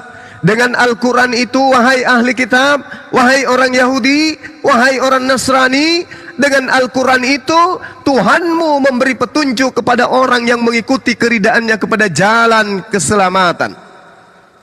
Dan dengan Al-Quran itu pula Tuhanmu mengeluarkan manusia dari gelap gulita kepada cahaya dengan izinnya. Dan Tuhanmu menunjukkan kepada jalan yang lurus dengan Al-Quran itu juga. Sehingga pola terakhir, stasiun terakhir, siapapun dia, wa ma arsalnaka illa kaffatan linnas, tiadalah aku mengutus engkau wahai Nabi Muhammad melainkan untuk seluruh umat manusia. Jangankan kita, orang Yahudi yang diberi kitab beruntun, diutus Nabi Rasul beruntun, dipanggil oleh Allah untuk beriman kepada Al-Quran, apalagi kita. Litubayyina linnas, untuk seluruh umat manusia. Kita mau mengamalkan ajaran Taurat, kita bukan Bani Israel. Kita ingin menjalankan Injil, kita juga bukan umatnya Yesus Isa alaihissalam. Kemana kaki ini harus berpijak? Alhamdulillah, Allah memberikan penolong, Allah memberikan penghibur dengan datangnya sosok Nabi Rasulullah khataman nabiyyin litubayyina linnas, yang diutus kepada seluruh umat manusia. Maka Islam satu-satunya jalan keselamatan menuju kepada Allah. Nah, sekarang pertanyaan, gimana saya mau memahami Quran? Harus punya guru. Gak bisa belajar sendiri. Nanti setelah punya guru, sudah memahami kaidah-kaidah Islamnya, ilmu tauhidnya bagus, udah mantap ilmu tauhidnya, baru bisa belajar pelan-pelan sendiri untuk mendalami. Kalau belajar sendiri itu takutnya nanti lari ke pemahaman-pemahaman pribadi yang tidak berdasar terhadap kaidah ilmu. Sementara Al-Quran itu, orang-orang yang mengajarkan Quran itu harus punya ijazah. Harus punya ijazah. Jadi kalau kita belajar sendiri, maka keturunan Anda sebentar akan mendapatkan pengajaran Islam dari Anda, bukan dari guru yang punya dasar. Jadi kita harus punya guru, kemudian ilmunya kita nanti turunkan kepada generasi kita, begitu seterusnya, bersanad ilmu kita, bukan ilmu yang kita buat sendiri. Saya kira begitu, saudara saya, kenapa Al-Quran itu diwahyukan dalam bahasa Arab, dan kenapa Allah mengatakan inna nahnu nazzalna dzikra wa inna lahu lahafizun. Kami yang mewahyukan Al-Quran itu, kami juga yang menjaganya. Kenapa Al-Quran itu terjaga? Kenapa? Karena tidak diinginkan Al-Quran itu mengalami kontradiksi, kontroversi seperti kitab-kitab sebelumnya. Contoh, Anda di Indonesia dibacakan kitab Kejadian bab 1 nomor 1 dengan menggunakan bahasa Indonesia. Anda ke Amerika dibacakan Kejadian dalam bahasa Inggris. Anda ke Belanda dibacakan Kejadian dengan bahasa Belanda. Ke Portugis dengan bahasa Portugis. Ke Cina dengan bahasa Cina. Sekarang bisa tidak orang yang memiliki disiplin ilmu tentang Bible yang menggunakan bahasa Belanda menjelaskan Bible itu kepada orang Indonesia yang menggunakan bahasa Indonesia? Tidak akan sampai poin ilmunya. Makanya terjadi revisi. Kenapa? Karena sejatinya kitab yang diterjemahkan bukan Yunani langsung ke Indonesia, tetapi Belanda ke Indonesia, Inggris ke Indonesia. Itu yang menyebabkan bahkan revisiannya ini bukan original teksnya ke revisian, tetapi dari terjemahan lama ke terjemahan baru, dari terjemahan baru lagi ke terjemahan berikutnya. Nah, kalau Al-Quran tidak. Kenapa demikian? Kenapa demikian adanya? Karena kita harus ilmunya bersanad. Ketika ada yang kita tidak paham tentang terjemahan, larinya kemana? Original teks. Ketika ada yang kita tidak paham tentang tafsir, larinya kemana? Lari ke original teks, lari ke Al-Quran. Ketika ada yang kita tidak pahami tentang hadits, lari ke Al-Quran. Ada disediakan. Makanya Al-Quran itu tetap terjaga. Ketika ada permasalahan di bawah, di akar rumput dipermasalahkan, ini sholatnya kayak mana? Apakah 3 rakaat atau per rakaat? Yang mana yang benar? Kembali kepada kaidah yang didatangkan dari induknya, baginda Rasulullah Muhammad sallallahu alaihi wasallam. Sallu kama ra'aitumuni usalli. Jadi kita tidak bisa tafsir sendiri, kita tidak bisa kemudian mengasumsikan sendiri. Harus bersanad ilmu itu. Itulah indahnya Islam. Jadi kalau orang Islam membaca Al-Fatihah di Amerika, Alhamdulillahi Rabbil Alamin Ar-Rahmanir-Rahim Maliki Yaumiddin. Dalam tempat ibadah, satu tempat ibadah berkumpul 1000 orang di dalam, di mana satu orang beda negara, beda suku, beda bahasa. Mereka masuk ke dalam satu tempat ibadah yang sama, dibacakan Al-Fatihah, semua yang 1000 orang itu mengerti apa maksud daripada ayat dibacakan oleh imam. Sebaliknya, Bible dibacakan di Jepang dalam bahasa Indonesia, ada 1000 jamaah. Berapa yang mengerti? Cuma 1 yang membacakan. 1000-nya masing-masing tidak ngerti, bingung. Ini tidak bisa dijadikan sebagai pedoman, tidak bisa dijadikan sebagai panduan, tidak bisa. Tetapi kalau Al-Quran, karena dia adalah petunjuk kepada seluruh umat manusia, maka berlaku untuk seluruh umat manusia. Karena Taurat hanya untuk Yahudi, maka hanya untuk Yahudi. Injil untuk Yahudi, Nasrani, maka untuk Nasrani. Yang bukan Nasrani, bukan Yahudi, hanya apa? Remah-remah. Apa itu? Terjemahan ke terjemahan. dari terjemahan ke terjemahan. Mana bisa kita mengetahui esensial kebenarannya kalau tidak tahu original teksnya? Seperti apa yang diterima oleh Nabi Musa? Apakah sesuai dengan yang terjemahan? Siapa yang bisa menjamin sesuai atau tidak? Tidak ada. Tapi kalau Al-Quran, sesalah apapun terjemahannya, kembali kepada original teksnya. Subhanallah. Zalikal kitabul la raiba fihi hudal lil muttaqin. Kitab Al-Quran itu tidak ada keraguan di dalamnya, petunjuk bagi mereka orang-orang yang takut kepada Tuhannya. Demikian Bung, mohon maaf kepanjangan. Silakan. Terima kasih Bang Juma. Sama-sama.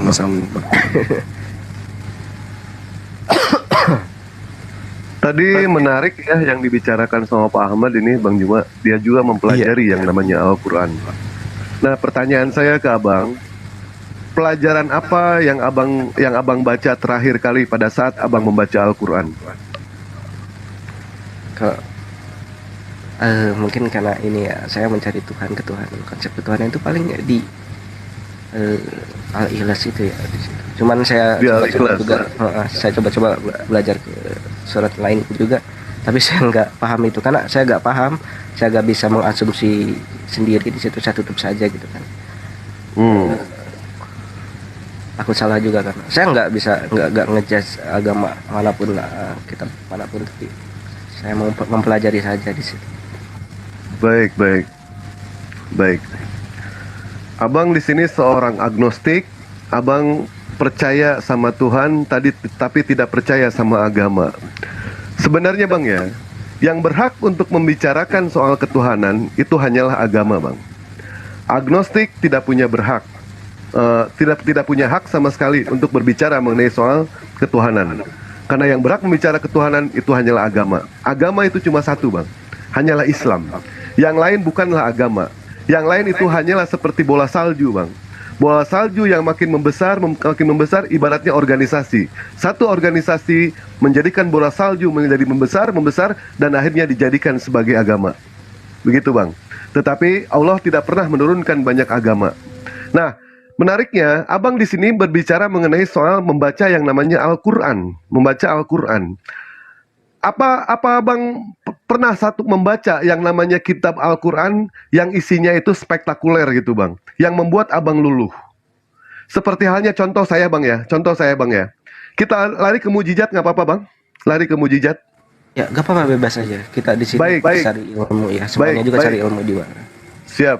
Di dalam Islam Bang ya, di dalam Islam kami percaya semua para nabi itu melakukan yang namanya mujizat. Tetapi mujizat para nabi semuanya sifatnya kontemporer. Tidak ada sama sekali yang bisa kita lihat sampai hari ini, sampai detik ini. Contoh, Nabi Musa alaihissalam, beliau memiliki yang namanya tongkat. Tongkat beliau bisa yang namanya membelah lautan atas izin Allah.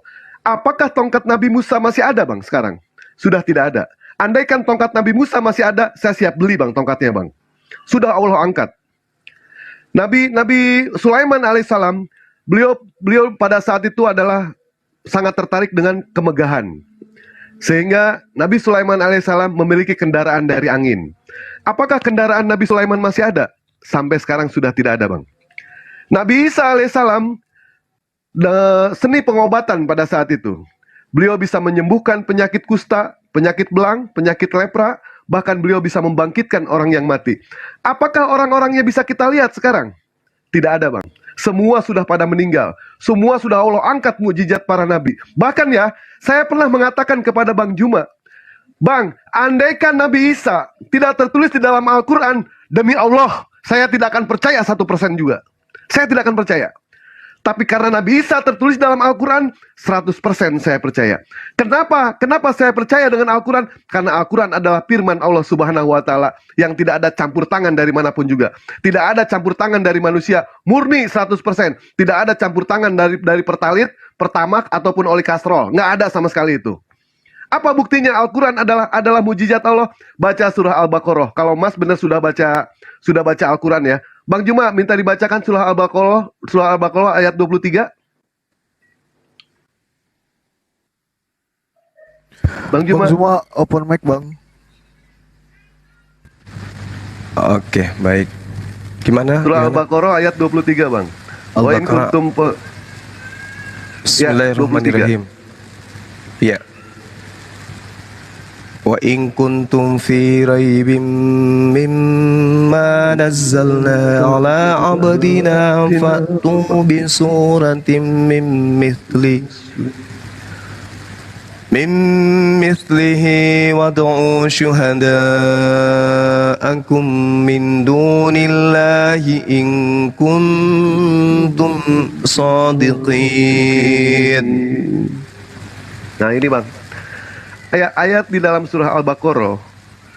Dan jika kamu tetap dalam keraguan tentang Al-Quran, kami turunkan kepada Habib kami, wahai Muhammad, buatlah satu surah saja yang semisal Al-Quran. Dan ajaklah penolong-penolongmu selain Allah jika kamu orang-orang yang benar. Saya Bang ya, saya bersumpah, sampai detik ini saya bersumpah, andaikan di zaman sekarang ada manusia manapun juga yang bisa membuat ayat semisal Al-Quran, saya murtad hari ini Bang. Hari ini saya murtad.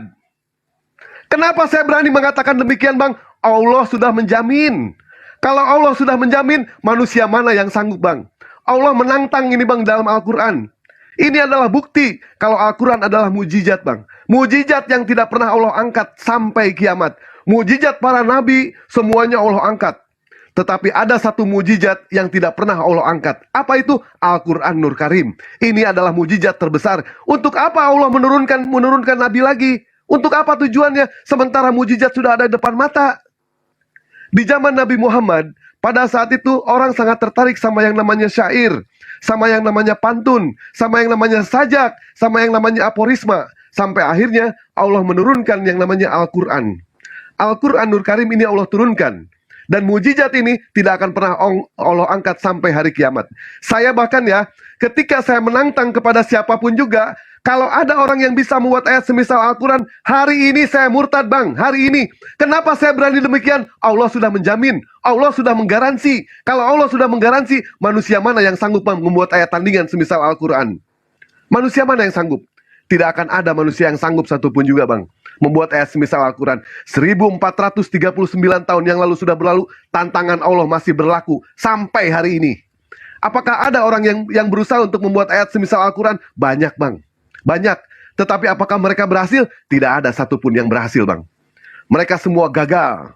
Bahkan jangankan seperti Dr. Anis Soros, jangankan seperti Dr. Salman Rushdie yang berusaha membuat ayat semisal Al-Quran. Di zaman Nabi Muhammad, Abu Jahal, di mana Abu Jahal mengerti akan gramatika kaidah bahasa Arab, tetapi dia tidak sanggup membuat ayat semisal Al-Quran. Sampai dia mengumpulkan para penyair pada saat itu. Para penyair pada saat itu, mereka sangat paham akan bahasa Arab. Tetapi apakah mereka sanggup untuk menandingi Al-Quran? Tidak ada yang sanggup Bang. Bayangkan, Abu Jahal, orang Arab, besar di Arab, lahir di Arab, mengerti bahasa Arab, tetapi dia tidak sanggup menandingi ayat semisal Al-Quran. Ini bukti Bang, sampai hari ini. Ya, kenapa saya pun berani mengatakan seperti itu Bang? Saya akan murtad Bang hari ini. Kenapa? Karena Allah tahu akal manusia tidak akan sampai membuat ayat semisal Al-Quran. Allah tahu otak manusia tidak akan sampai membuat ayat semisal Al-Quran. Ini adalah bukti, cap jempol, tanda tangan dari Allah langsung, bahwa Al-Quran datang dari sisi Allah. Untuk sementara itu dulu Bang, silakan. Silakan Pak Ahmad. Iya, terima kasih Bang Dewa ya. Cukup panjang sekali dari tadi, Bang Juma juga itu sedikit ngebantu ya apa yang saya cari di situ.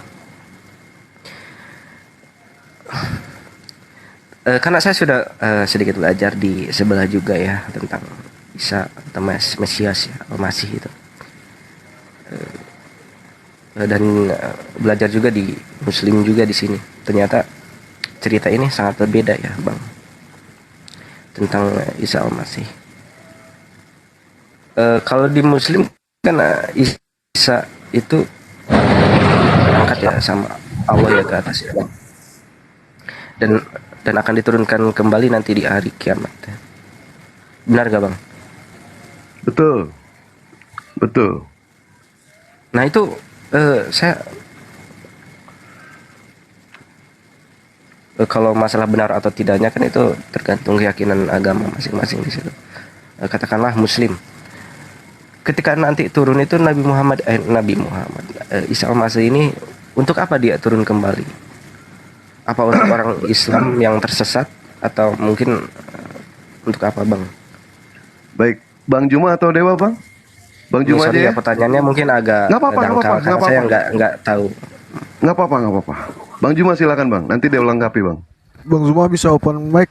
Ya, tapi sebelumnya Silakan, Dek, silakan. tunggu, sebelumnya saya sapa dulu nih, ada tamu kita sebelum. Halo, Wilko Saimima.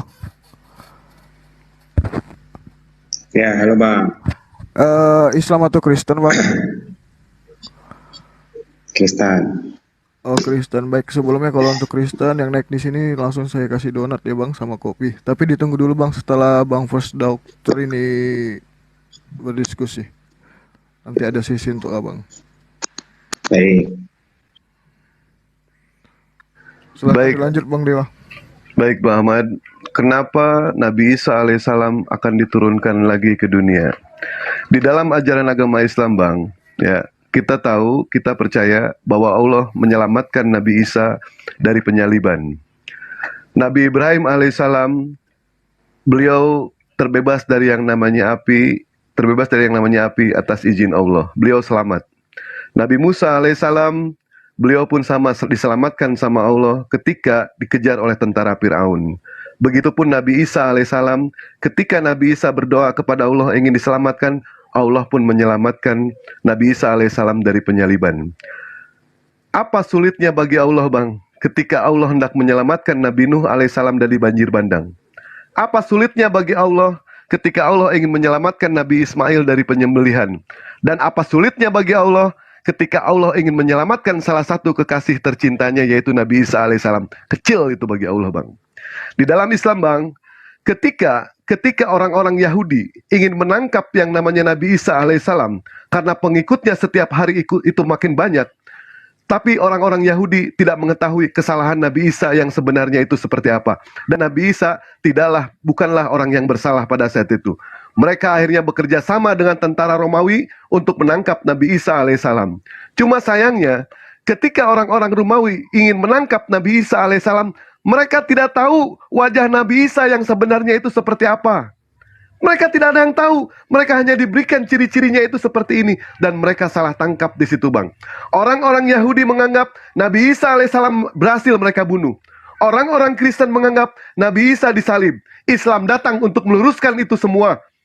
Allah mengatakan dalam Al-Quran bahwa Nabi Isa itu tidak dibunuh, Nabi Isa itu tidak disalib, melainkan yang dibunuh, yang disalib orang yang kami serupakan dengan Nabi Isa alaihissalam. Mengenai orang yang diserupakan, wallahu alam, kami tidak tahu. Kenapa Allah Subhanahu wa Ta'ala tidak menyebutkan namanya pada saat itu? Andaikan ada salah satu sahabat yang menanyakan kepada Nabi Muhammad akan menjawab, maka timbul yang namanya fitnah. Makanya Allah merahasiakan nama itu siapa. Nah, mengenai soal Nabi Isa akan diturunkan kembali ke dunia ini, tujuannya yang pertama itu adalah untuk menghancurkan yang namanya berhala. Yang kedua, mematahkan salib. Apakah ketika Nabi Isa alaihissalam turun ke dunia ini, dia datang ke tempat-tempat berhala, dia datang ke gereja mematah-matahkan salib, mau sampai kapan itu berhasil? Mau sampai kapan? Mau berapa lama itu? Tetapi ketika semua orang Kristen, ketika semua orang tidak ada yang menyembah berhala lagi, semua masuk ke dalam masjid, itu tandanya Nabi Isa alaihissalam berhasil mematahkan salib. Apakah ketika tugas yang kedua membunuh babi, Nabi Isa datang ke peternakan, Nabi Isa datang ke hutan untuk berburu babi? Tidak. Tetapi di saat semua orang tidak memakan babi, disitulah Nabi Isa berhasil yang namanya membunuh babi. Dan yang ketiga, Nabi Isa akan membunuh Dajjal dan lain sebagainya. Mungkin itu dari Dewa. Silakan Bang Jumad dilanjut. Dewa izin sholat zuhur dulu sebentar, 10 menit aja.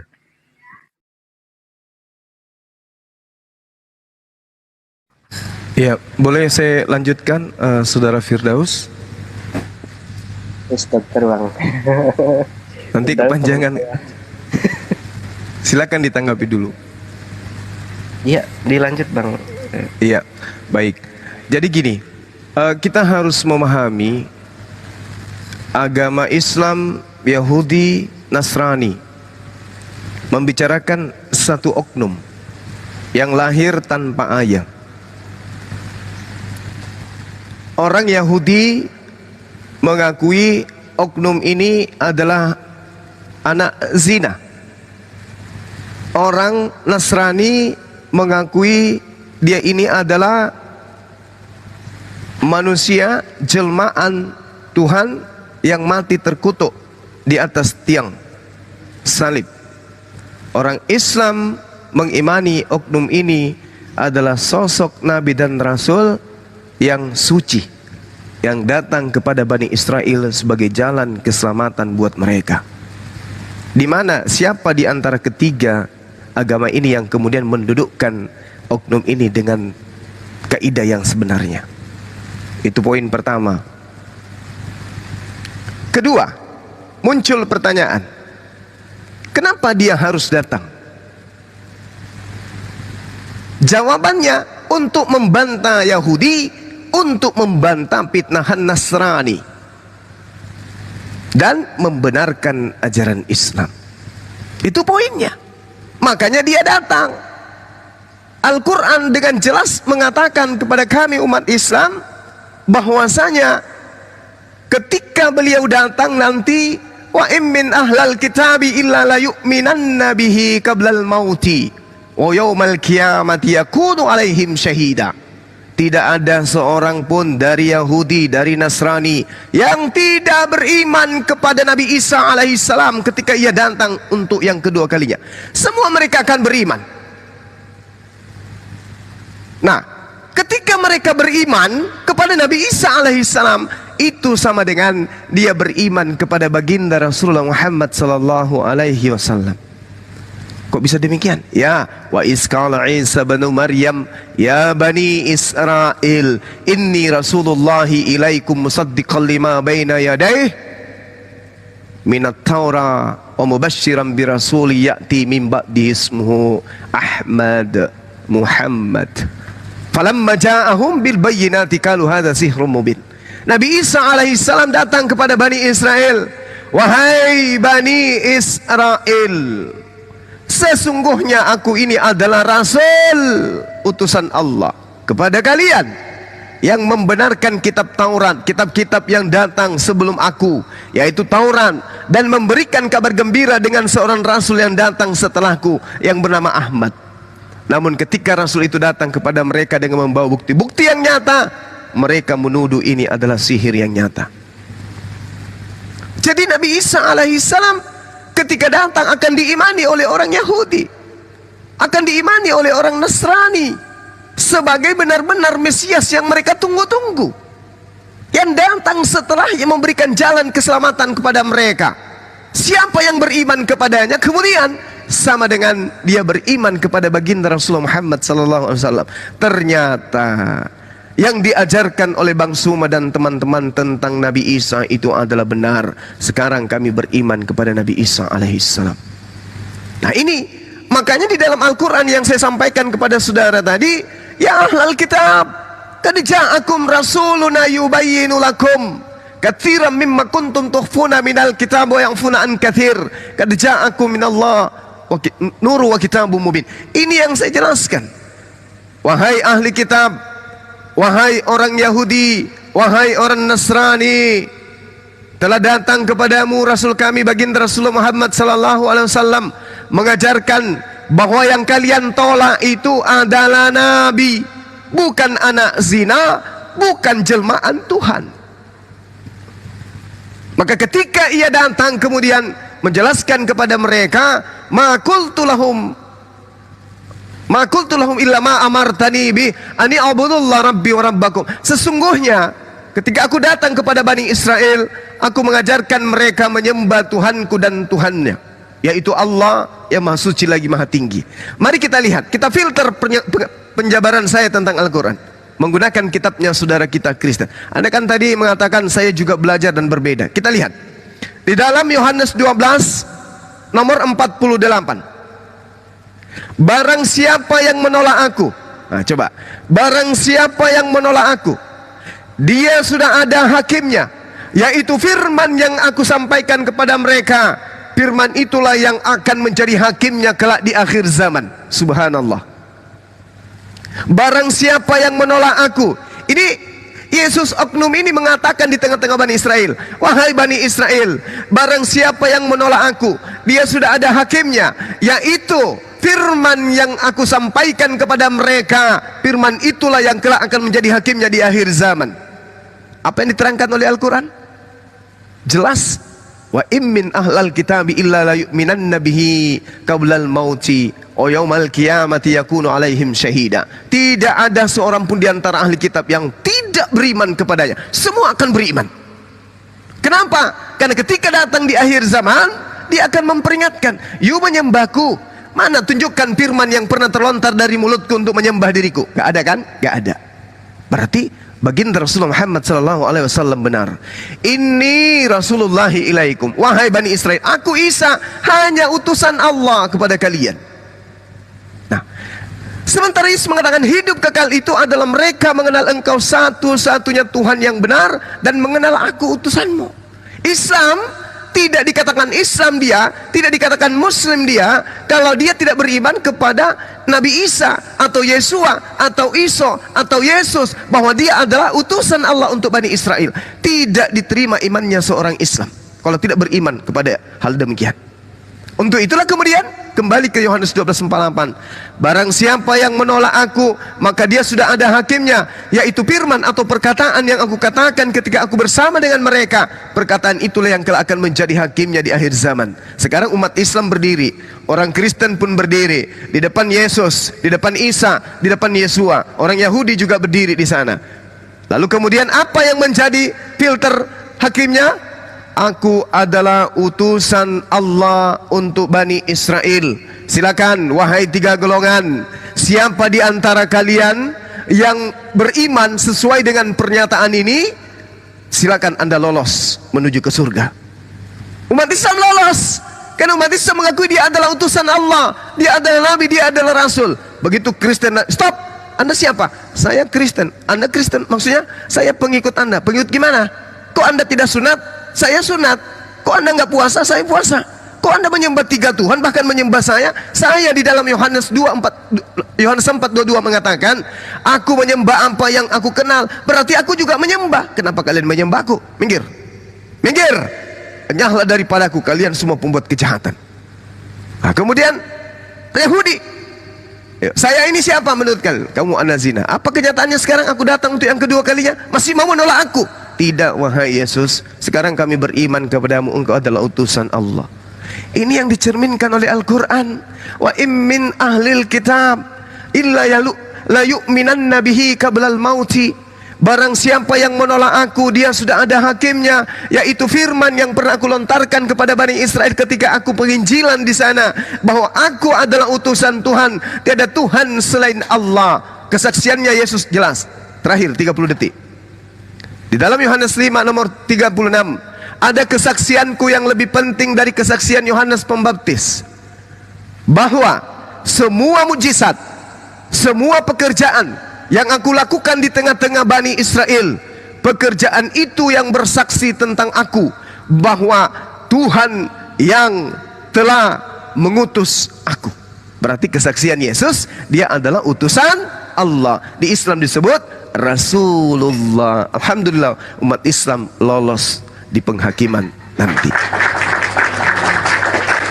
Saya kira gitu bang. Itulah tujuannya Yesus itu diutus untuk yang kedua kalinya, untuk membenarkan ajaran Islam. Silakan. Oke. Ini kan ada Bang Wilko dan ada juga yang baru dan naik ya. Mungkin saya satu lagi nih, Gurunda, Bang Juma dan sebagainya. Assalamualaikum warahmatullahi wabarakatuh. Saya mau bertanya tentang kedudukan. Waalaikumsalam warahmatullahi wabarakatuh. Aki Sugi. Waalaikumsalam. Ya. Allah. Silakan bang. Satu lagi nih bang, saya mau bertanya tentang kedudukan Imam Mahdi di situ. Dia sebagai wali kah, nabi kah, atau apa di situ? Sedangkan Isa pun sudah turun di situ. Manusia biasa. Mungkin ada tanggapannya Bang Juma. Manusia biasa. Iya. Dia adalah utusan Allah di akhir zaman. utusan Allah di akhir zaman. Kemunculannya kemudian disebut sebagai salah satu tanda akan datangnya hari kiamat.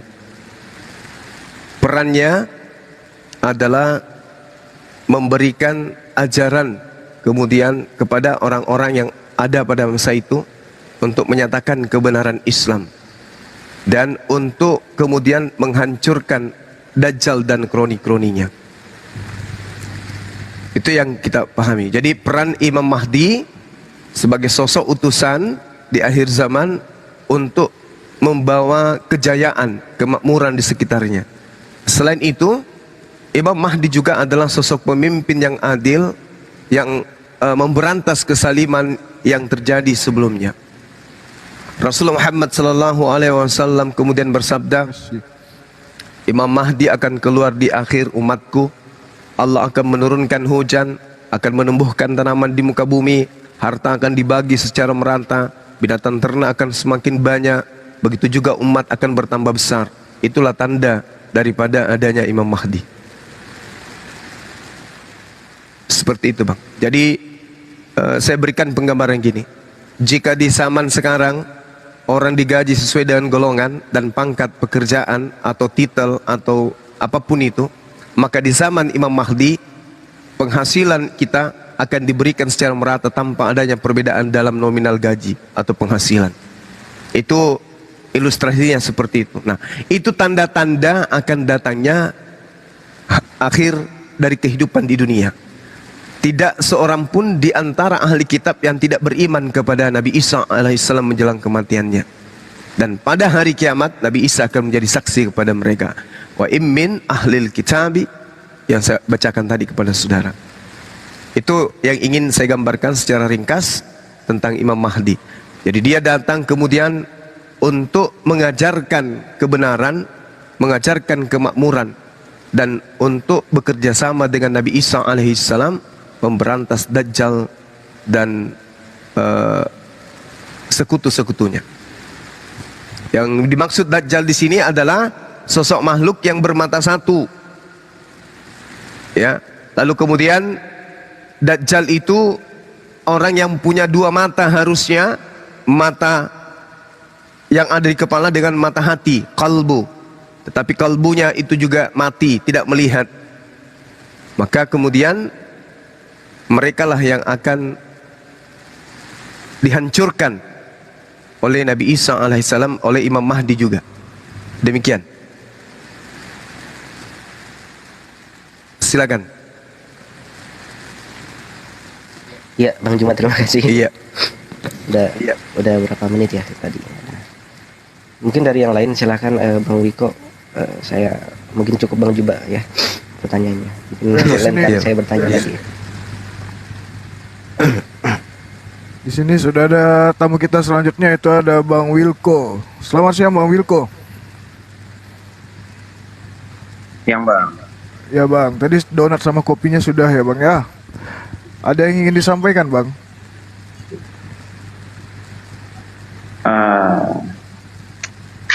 Saya tadi hanya meluruskan, mau menambahkan saja bahwa sedikit aja Bang. Kalau bicara tentang tadi Abang bilang kan, menambahkan dari siapa namanya Bang Goldi tadi, jadi lupa saya. Cuma dibilang Yesus hanya diutus hanya kepada domba yang hilang dari Bani Israel. Hanya meluruskan sedikit Bang, di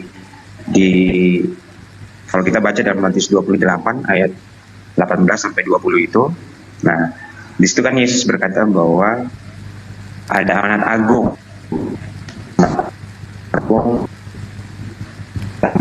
ayat 14.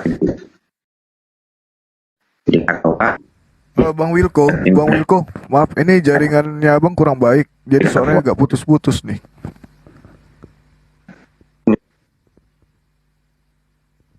Bang Wilko.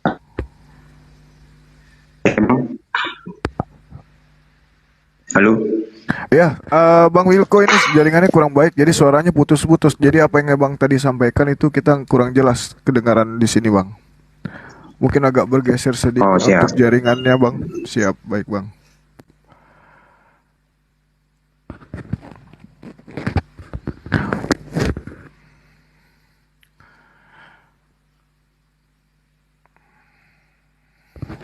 Ya, Bunda Rama, silakan Bunda Rama. Di sini noise bang, paling 5 menit, 5 menit. Oke, Noise. siap. Bunda Rama diam dulu kalau gitu. Assalamualaikum warahmatullahi wabarakatuh. Aku sudah kembali. Mohon maaf tadi terputus. Gimana pertanyaannya Bang Juma tadi? Apalagi? Tadi Dewa kurang lengkap ya. Jawaban dari Dewa ya Pak Ahmad ya. Barusan ya. Pak Ahmad masih ada? Ahmad, iya. Iya ya, ada. Ya, ada. ya. Baik, Pak Ahmad. Apalagi tadi Pak Ahmad pertanyaannya? Itu udah cukup ya, Bang. Saya. Oh, udah cukup. Baik, siap kalau begitu. Baik Pak Ahmad, ketika yang namanya seseorang itu ingin mencari yang namanya kebenaran ya, manusia itu rata-rata punya kendala. Kendalanya itu dari akal. Allah punya kendali. Manusia berhak untuk berencana, tetapi Allah lah yang manusia berhak berencana, tetapi Allah lah semua kita serahkan kepada Allah.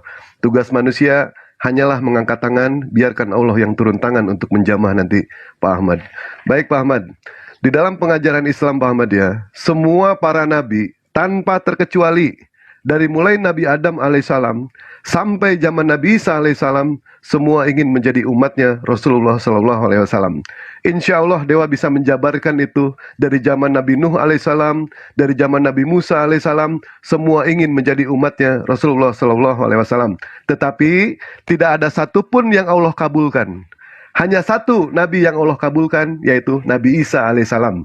Sesuai dengan janji Allah Subhanahu wa Ta'ala, yang kami ketahui di sini ada 5 makhluk yang dipanjangkan umurnya sampai hari kiamat, menjelang hari kiamat. Yang pertama itu adalah malaikat, yang kedua itu adalah Dajjal, yang ketiga itu adalah iblis laknatullah, yang keempat Yajuj dan Majuj, dan yang kelima Nabi Isa alaihissalam. Begitu ya di dalam Islam. Semua ingin menjadi umatnya Rasulullah. Begitupun Nabi Musa. Nabi Musa berdoa kepada Allah, ya Allah jadikan aku umatnya Rasulullah. Tidak Allah kabulkan. Nabi Ibrahim alaihissalam ingin menjadi umatnya Rasulullah, tidak Allah kabulkan. Hanya satu yang Allah kabulkan, Nabi Isa alaihissalam. Itu yang dikabulkan sama Allah. Terus tadi mengenai itu apa tujuan Nabi Isa alaihissalam turun kembali ke dunia kedua kali, sudah dijelaskan sama Bang Juma barusan. Untuk membantah pitnahan-pitnahan, karena Allah Maha tahu bahwa Nabi Isa akan dipertuhankan. Maka dari itulah Allah mengutus kembali Nabi Isa untuk mengklarifikasi itu semua. Diklarifikasi sama Nabi Isa alaihissalam. Dan andaikan di akhirat nanti, kalau misalkan Islam itu yang salah, Islam itu taruhlah salah, ternyata Nabi Isa itu adalah Tuhan, atau Yesus adalah Tuhan, ternyata Nabi Isa hanya mengimani sebagai Nabi, saya, Bang Juma, saya akan berdebat nanti di akhirat. Saya siap berdebat sama Nabi Isa nanti di akhirat dengan Yesus.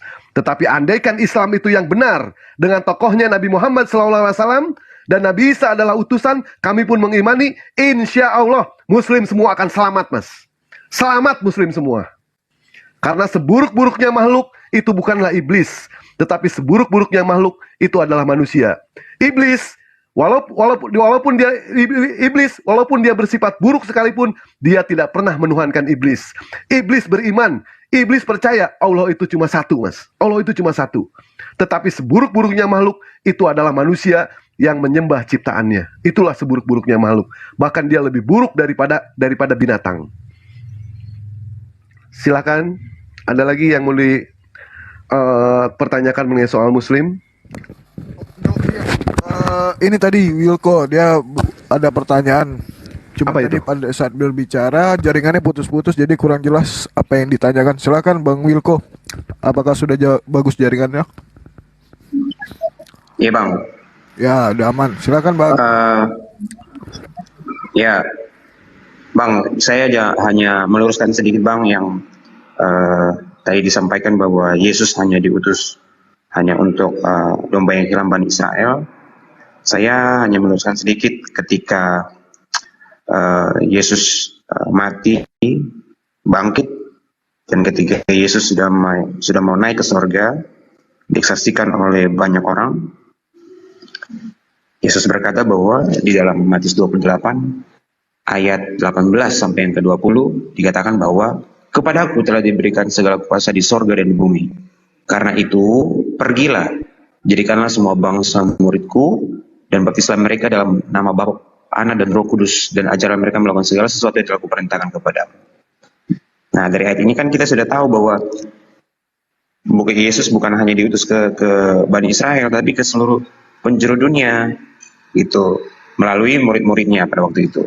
Dan kita sudah tahu jelas bahwa murid-murid Yesus menyebar ke seluruh penjuru gitu. Itu aja Bang, dari saya Bang. Iya, saya tanggapi sedikit sebelum kepada teman-teman yang lain. Jadi gini, Anda adalah seorang Kristen. Saya ingin tahu, ketika saya berhadapan dengan saudara, saya tanya kepada saudara, Anda ke seluruh penjuru bumi katanya kan, ajarkan mereka kemudian. Saya ingin tahu dari Anda, dari mulut saudara saya ini, Yesus itu Tuhan atau bukan? Tuhan Abang. Tuhan, oke baik. Saya bacakan ayatnya, pasang kuping, baik-baik. Sebab banyak penyesat telah muncul dan pergi ke seluruh dunia yang tidak mengaku bahwa Yesus telah datang sebagai manusia. Itu adalah si penjahat, itu adalah si penyesat, itu adalah antikristus. Apa tadi Yesus itu menurut saudara? Anda ajarkan ke saya, manusia atau Tuhan? Tuhan. Tuhan. Apakah Anda masuk dalam kategori antikristus? Yes. Sebab banyak penyesat telah muncul dan pergi ke seluruh dunia yang tidak mengaku bahwa Yesus Kristus telah datang sebagai manusia. Itulah si penyesat dan itulah antikristus. Mohon maaf. Jadi kalau Anda menarasikan Matius 28, nomor 18, nomor 19 dan seterusnya, baca nomor 20-nya. Biar ketahuan. Ajarlah mereka melakukan apa yang aku perintahkan. Ajari saya menyembah Yesus, ajari saya mempertuhankan Yesus. Tapi jawab pertanyaan saya, di mana Yesus mengajarkan agar mengajarkan orang lain menyembah dan menuhankan dirinya? Ajari saya. Tidak akan Anda temukan. Itulah tanda penyesat antikristus. Itulah antikristus itu. Tidak sadar. Yukhadi'una Allah walladina akhda'una illa anfusahum wa ma yasurun. Mereka hendak menipu Allah, hendak menipu orang-orang beriman. Sesungguhnya mereka hanya menipu diri mereka sendiri. Anda boleh mengatakan Yesus itu Tuhan, tapi Yesus mengatakan antikristus adalah mereka yang mengajarkan aku adalah Tuhan. Mohon maaf, Anda keciduk. Kan mereka murid Yesus Bang, yang bersama dengan Yesus pada waktu itu. Mereka bukan pergi menyesatkan, tapi memberitakan apa yang Yesus ajarkan, gitu Bang. Ini faktanya nih.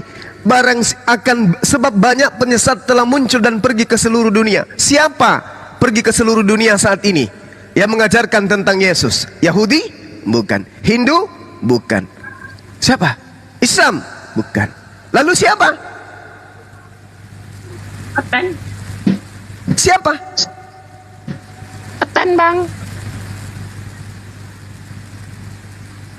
Ini fakta Bung. Kita hanya mengajarkan setan. Setan mengajarkan Yesus itu manusia. Bukankah setan justru yang mengajarkan Yesus itu adalah anak Tuhan? Justru setan yang mengajarkan Yesus itu Tuhan. Penyesat itu bukan, penyesat itu bukan murid-murid Yesus Bang. Murid-murid Yesus nggak pernah murid Yesus memang murid Yesus memang tidak pernah mengajarkan itu. Yang antikristus inilah yang berpura-pura sebagai pengikut Yesus, tapi mengajarkan Yesus tidak sesuai dengan apa yang Yesus ajarkan. Inilah antikristus itu. Coba saya bacakan kepada saudara, nanti Anda lihat di Bible. Lukas 4 nomor 3, Matius 4 nomor 6, Matius 4 nomor 3, Lukas 4 nomor 41, Lukas 8 28, Markus 5 nomor 7, Lukas 4 41, lalu Matius 8, 29, Markus 3 nomor 13, Markus 5 nomor 7, Lukas 4 nomor 9. Anda baca data-data itu, yang memberikan pesan Yesus itu Tuhan adalah iblis. Siapa yang kemudian ke penjuru bumi mengajarkan Yesus itu Tuhan? Salah satunya Anda. Anda perpanjangan tangan iblis. Anda nggak sadar itu. Nggak sadar. Padahal kaidahnya jelas. 2 Yohanes 1 nomor 7. Siapakah penyesat itu? Siapakah penyesat itu? Siapakah iblis itu? Dialah yang pergi ke seluruh dunia mengajarkan bahwa Yesus itu bukan manusia, tapi dia adalah Tuhan. Baca kitab saudara, supaya tidak ada fitnah di antara kita. Sebab banyak penyesat telah muncul dan pergi ke seluruh dunia yang tidak mengaku. Coba kumpulkan 1000 Kristen di hadapan saya, tanya, apakah Yesus itu manusia atau Yesus itu Tuhan? Mereka akan kompak, Yesus itu Tuhan. Na'udzubillah tsumma na'udzubillah. Keciduk orang-orang yang disebut oleh Yesus sebagai antikristus. Coba tanya umat Islam, wahai umat Islam, aku pingin tanya samamu, utusan Tuhan yang datang kepada Bani Israel, yang bisa membangkitkan orang mati, membuat orang buta melihat, membuat orang lumpuh berjalan, air menjadi anggur, badai menjadi tenang, kemudian dia mengobati penyakit-penyakit, membangkitkan orang mati, dia lahir tanpa ayah. Dia itu menurut kalian wahai umat Islam manusia, malaikat, atau Tuhan? Maka bergemuruh jawaban umat Islam, manusia. Kami bukan antikristus. Sebaliknya kalau Kristen yang ditanya, sekte apapun itu, Yesus itu manusia atau Tuhan sih? Antikristus. Coba Anda renungkan. Ya. Oh, enggak ada kaidah itu. Enggak ada. Ketika saudara mengatakan Yesus 100% manusia, maka tidak ada campuran lagi 0,0 sekian Tuhan. Enggak ada. Enggak ada. Itu hanya buah-buah bibir. Itu hanya buah-buah angan-angan saja. Yesus manusia. Silakan. Bang Juma, maaf nih. Tuhan itu kan maha kuasa ya. Ya, betul. Terus apakah Tuhan bersifat seenaknya gitu kan? Oh enggak. Terserah dia. Oh enggak bisa. Kalau iya dalam hakikat keberadaan tataran penciptaan, yes, Tuhan maha berkehendak. Tapi kalau dirinya Anda ingin mengatakan Tuhan kan suka-suka dia menjadi makhluk, kayak mau jadi manusia, mau jadi pohon, oh nggak bisa. Itu bukan Tuhan itu siluman. Yang namanya Tuhan kekal di dalam kemahakuasaannya. Dia tidak pernah berhenti sedetik pun untuk tidak maha kuasa. Kalau ada Tuhan yang berhenti menjadi maha kuasa, apalagi menjadi manusia, apalagi menjadi mayat, itu bukan Tuhan. Itu cerita-cerita dongeng, itu cerita ria jenaka. Itu bukan. Tuhan itu maha besar, Tuhan itu maha kuasa, Tuhan itu maha perkasa. Karena dia maha, maka dia tidak akan pernah berubah menjadi tidak maha. Ibarat mahasiswa, namanya mahasiswa, dia tidak akan pernah menjadi anak SD, anak SMP, anak SMA, tidak akan pernah. Tapi kalau siswa, bisa jadi dia nanti menjadi SMA dan menjadi mahasiswa. Ini yang perlu saudara pahami. Jadi ketika Tuhan itu maha kuasa, maka sedetik pun dia tidak pernah lalai untuk tidak maha kuasa. Itu baru Tuhan. Makanya disebut tauhid. Mentauhidkan pencipta langit dan bumi, maksudnya hakikat yang satu itu tidak bisa terganggu. Makanya disebut subhanahu wa ta'ala, maha suci, maha tinggi. Kenapa dia maha suci? Karena dia tidak ada kelemahan. Kalau ada Tuhan sembahan yang pernah lemah, itu dewa-dewa tuh. Brahma nuzul menjadi Krishna, kena panah, mati. Ya, muncul lagi yang disebut Shiva. Hercules, tidak bisa dilihat Hercules itu. Muncul di bumi bernama Zeus. Oke? Banyak muncul di bumi menjadi Horus, dewa putra matahari. Muncul di bumi menjadi Yesus, putra Bapa. Itu pagan. Tetapi kalau pencipta langit dan bumi, kata Yesus dalam Yohanes 5 nomor 37, Tuhan yang mengutus aku, kamu tidak pernah mendengarkan suaranya, wajahnya, rupanya, wujudnya, kau tidak pernah lihat. Ini Yesus yang mengatakan loh. Tapi karena Kristen ini bukan dari pengajaran Yesus, dia hanya pengajaran dari Roma, Yunani sampai ke Indonesia, maka dia percaya Yesus itu adalah Tuhan. Pagan, maaf, pagan. Itu pagan. Makanya saya tanya, ini dalil bukan Quran, ini dalil. 2 Yohanes 1 nomor 7. Sebab banyak penyesat. Sekarang penyesat yang muncul dan pergi ke seluruh dunia yang tidak mengaku bahwa Yesus Kristus itu manusia, itu siapa? Yahudi ngaku Yesus itu manusia, ngaku. Islam ngaku. Kristen coba tanya. Tanya Mikana sana, Yesus itu manusia atau tidak? Bukan, dia adalah Tuhan itu sendiri. Wah, ini ketahuan kan? Udah jelas. Oke, silakan yang lain. Nah, itu 100% manusia, 100% Allah, Pak. Itu konsep dari mana? Konsep dari mana? Konsep dari antikristus. Kenapa dia memaksakan 100% Tuhan? Kenapa? Karena dia malu. Karena Yesus 100% manusia. Dilahirkan, ketakutan, netek, disunat. Tidak berdaya Yesus itu. Tetapi karena sudah terlanjur dia diikat oleh iblis, maka mulutnya ditutup dengan mengatakan, dan dia juga adalah 100% Tuhan. Bagaimana mungkin kemudian sebuah cincin 100% emas Anda katakan di waktu yang bersamaan dia juga adalah karet 100%? Logika sehat mana yang bisa menerima sebuah cincin emas 100% dikatakan dalam waktu yang bersamaan dia juga adalah karet 100%? Hanya orang sedeng yang bisa menerima itu. Ya, itu konsep dari mana itu? Beda lah Bang, kalau dianalogikan sama emas dan karet kan beda. Ini kan kalau itu manusia, beda, lalu kenapa Anda menganalogikan Tuhan? Bukan bahkan menganalogikan, bahkan mengasumsikan, bahkan mengimani Tuhan yang adalah Tuhan menjadi bukan Tuhan, yaitu anak Maria. Kalau emas 100% aja tidak bisa menjadi 100% karet, apalagi yang maha kuasa. Anda ingin mengatakan, oh berarti Anda membatasi Tuhan. Anda yang membatasi Tuhan. Contoh, Yesus tahu tidak ketika kemudian dia ada di Israel sana, di Palestina, apa yang terjadi di Nusantara Indonesia? Ya nggak tahu. Yesus tahu tidak ketika dia ada di Galilea mengajarkan Injil, apa yang terjadi di tengah samudra? Yesus tahu nggak? Tidak. Bahkan yang ada di tanah Yudea, musim buah ara aja Yesus nggak tahu. Anda yang membatasi Tuhan, sehingga Tuhan tidak tahu kapan hari kiamat, kapan musim ara, siapa yang memegang jubahnya, apa yang terjadi besok. Yesus nggak tahu. Anda yang membatasi. Kalau kami tidak. Ma qultu illa ma amartani bi ani abudullah rabbi wa rabbakum. Itu yang diajarkan oleh Yesus. Aku mengajarkan kepada Bani Israel untuk menyembah kepada Engkau ya Allah, Tuhanku dan Tuhan mereka. Wahai Maria, jangan kau sentuh aku, tetapi pergilah kepada saudara-saudaraku, bahwa aku Yesus akan pergi kepada Tuhanku dan Tuhanmu, ilahku dan ilahmu, sembahanku dan sembahanmu. Selesai. Muncul Kristen kemudian setelah Yesus terangkat ke langit, muncul Kristen di Roma, di Antioquia, yang mengajarkan dan menganut kepercayaan dewa-dewa orangnya Romawi dan Yunani nuzul menjadi Yesus.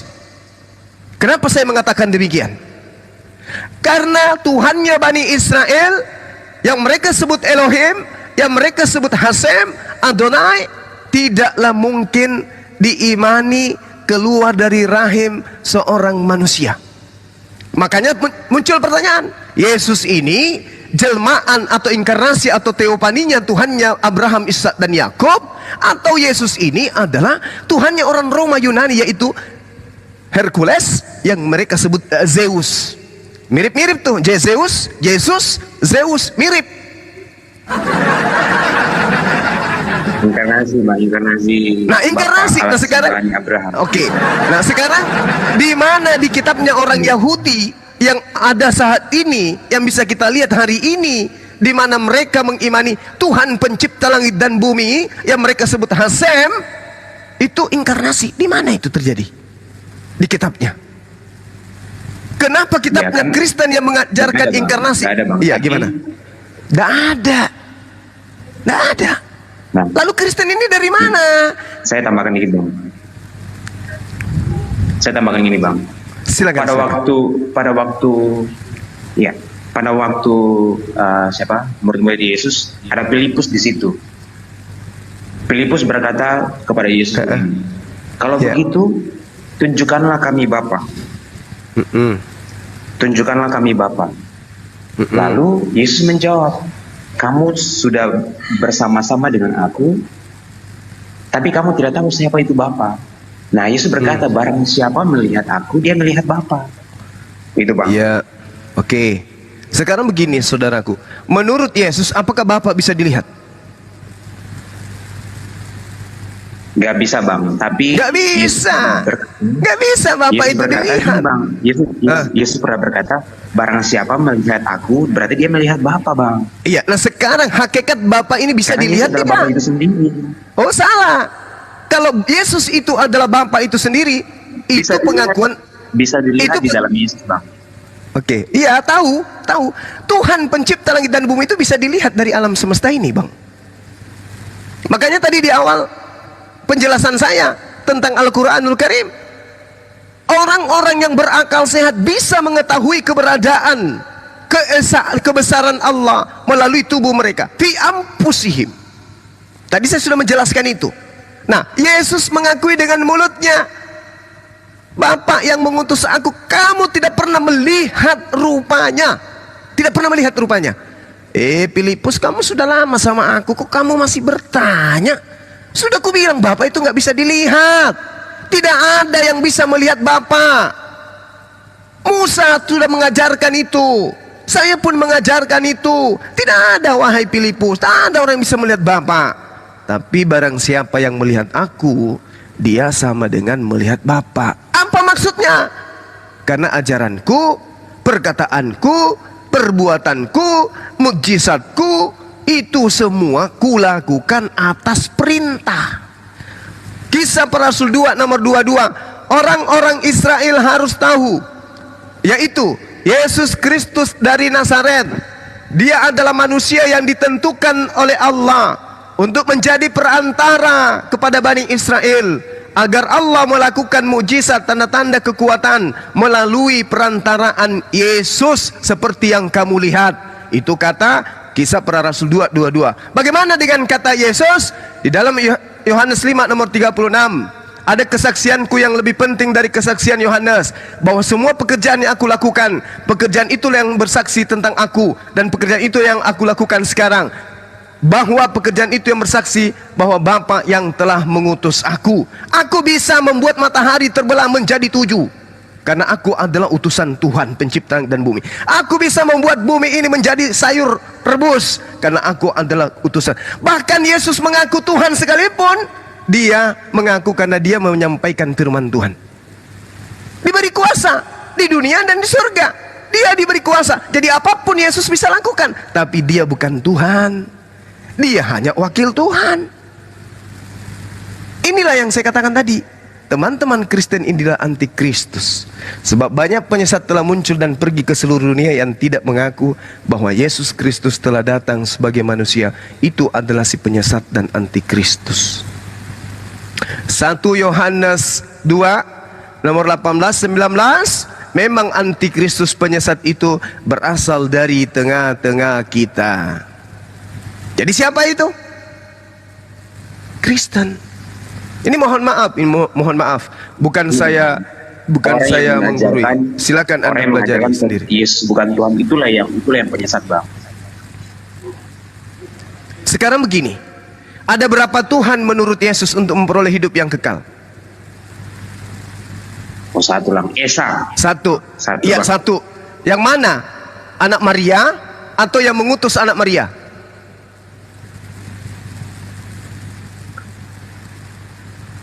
Yesus Kristus. Inilah bukti Anda itu antikristus. Karena Yesus mengatakan, Yohanes 17 nomor 3, hidup kekal itu adalah mereka mengenal Engkau satu-satunya Tuhan yang benar, dan mengenal Yesus yang Engkau utus. Yesus mau dikenal sebagai apa? pengutus atau diutusan? Yang langsung mau pertanyaan, Bang. Hah? Yesus mau dikenal supaya memperoleh hidup kekal, dikenal sebagai utusan atau dikenal sebagai pengutus?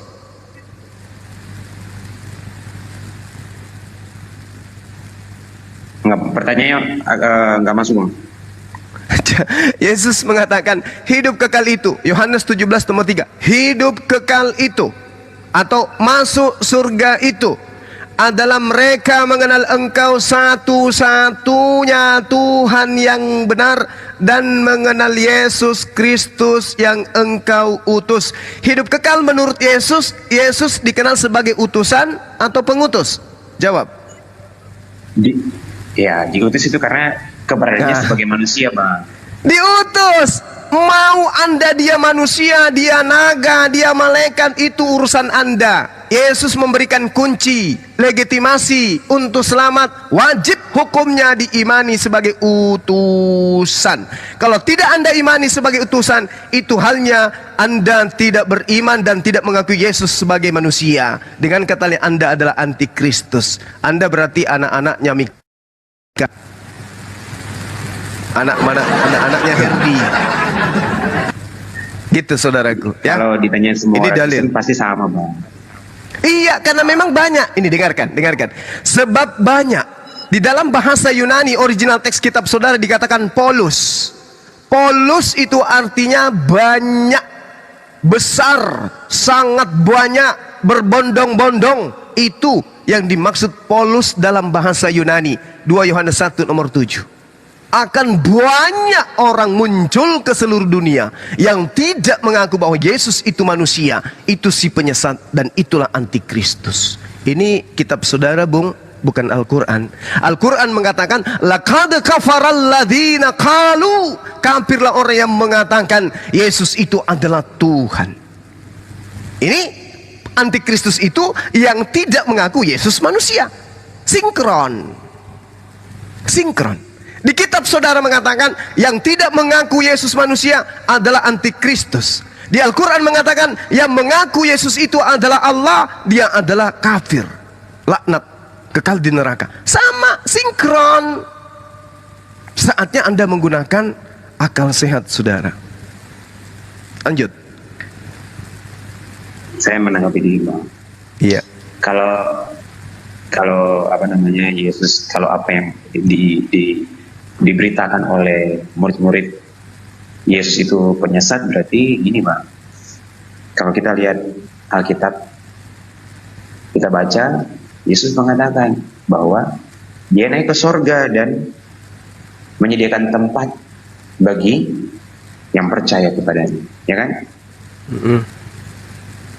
Nah, seperti itu, Bang. Jadi apa yang Yesus lakukan itu, itulah yang diberitakan oleh murid-muridnya, gitu, Bang. Iya, jadi gini saudaraku. Bukan menyesatkan, Bang, bukan menyesatkan. Gini, Anda harus membedakan antara murid dan penyembah.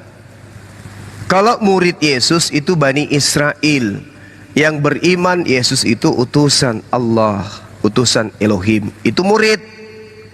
Kalau Kristen bukan murid, Kristen itu penyembah. Seperti kami bukan murid Allah, kami adalah penyembah Allah. Anda bukan murid Yesus, Anda adalah penyembah Yesus.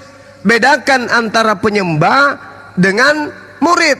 Kalau mau lihat penyembah Yesus, lihat di Markus 5. Ada orang yang kerasukan setan, siang malam dia kemudian teriak-teriak, dirantai-rantainya putus, ngamuk siang dan malam. Begitu melihat Yesus, dia berlari menyembah Yesus. Itu penyembah. Orang yang kerasukan setan menyembah Yesus. Di Markus 5, di data 15-nya, setelah orang itu waras, dia tidak lagi menyembah kepada Yesus, karena dia tahu Yesus hanya manusia. Jadi kalau ada orang yang masih menyembah Yesus, bisa jadi dia adalah orang yang kerasukan setan, bisa jadi. Makanya di dalam 2 Yohanes 1 nomor 7, sebab banyak penyesat telah muncul dan pergi ke seluruh dunia yang tidak mengaku bahwa Yesus Kristus telah datang sebagai manusia. Sebenarnya kata telah di sini tidak ada. Itu ditambah-tambahin aja oleh Lai. yang tidak mengaku bahwa Yesus datang sebagai manusia, itulah si penyesat dan itulah antikristus. Anda sekarang tergolong antikristus. Saya tambahkan Bang, Tambah lagi, silakan. Penjelasan abang tadi dikatakan bahwa bedakan murid dengan penyembah. Loh, murid-murid Yesus juga menyembah Yesus Bang. Oh, baru tahu aku. Itu Bang. Siapa? Nah, pengakuan Thomas, engkaulah Allahku, engkaulah guruku. Oh, bahaya itu. Kalau misalnya saya kaget di depanmu terus saya ngomong, ya Allahku, ya Allah, ya Tuhanku, berarti kamu jadi Tuhanku gitu.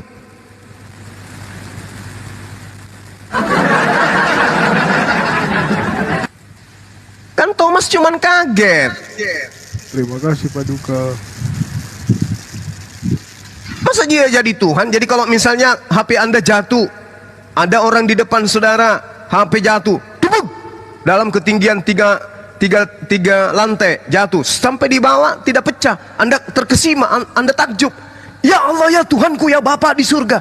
Berarti yang ada di depan Anda itu Tuhan gitu seketika. Bukan begitu maksudnya. Belum, bukan Bang. Kalau kita baca Bang, Thomas pada waktu Yesus menampakkan diri kepada murid-muridnya, hari pertama dia nggak ada Bang, tapi hari kedua dan seterusnya dia ada Bang. Dan itu pengakuannya dia bahwa engkaulah Allahku dan guruku. Ya oke. Sekarang begini, coba Anda buka Lukas 24:37. Ketika Yesus tiba-tiba menampakkan diri, silakan. Ya, pada waktu Yesus bertanya kepada murid-muridnya, menurut kalian siapakah aku? Siapakah aku ini? Aku adalah Lalu Petrus menjawab, gitu Bang. Apa kata Petrus? Engkau Mesias. Engkau Mesias. Engkau Mesias. Terus kenapa jadi Tuhan? Ya, Mesias itu penyelamat Bang, juru selamat. Iya, memang juru selamat Yesus itu, tapi dia bukan Tuhan. Memang juru selamat dia itu untuk Bani Israel.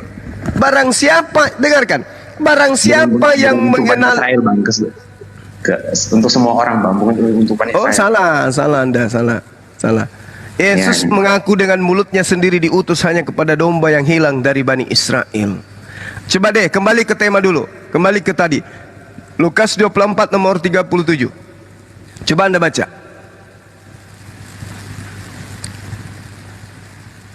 Lihatlah tangan dan kakiku, rabalah, karena bagi roh tidak memiliki daging dan tulang. 37. Lukas 24 ayat berapa Bang? 17 ya? 37 coba. 24 ayat 37.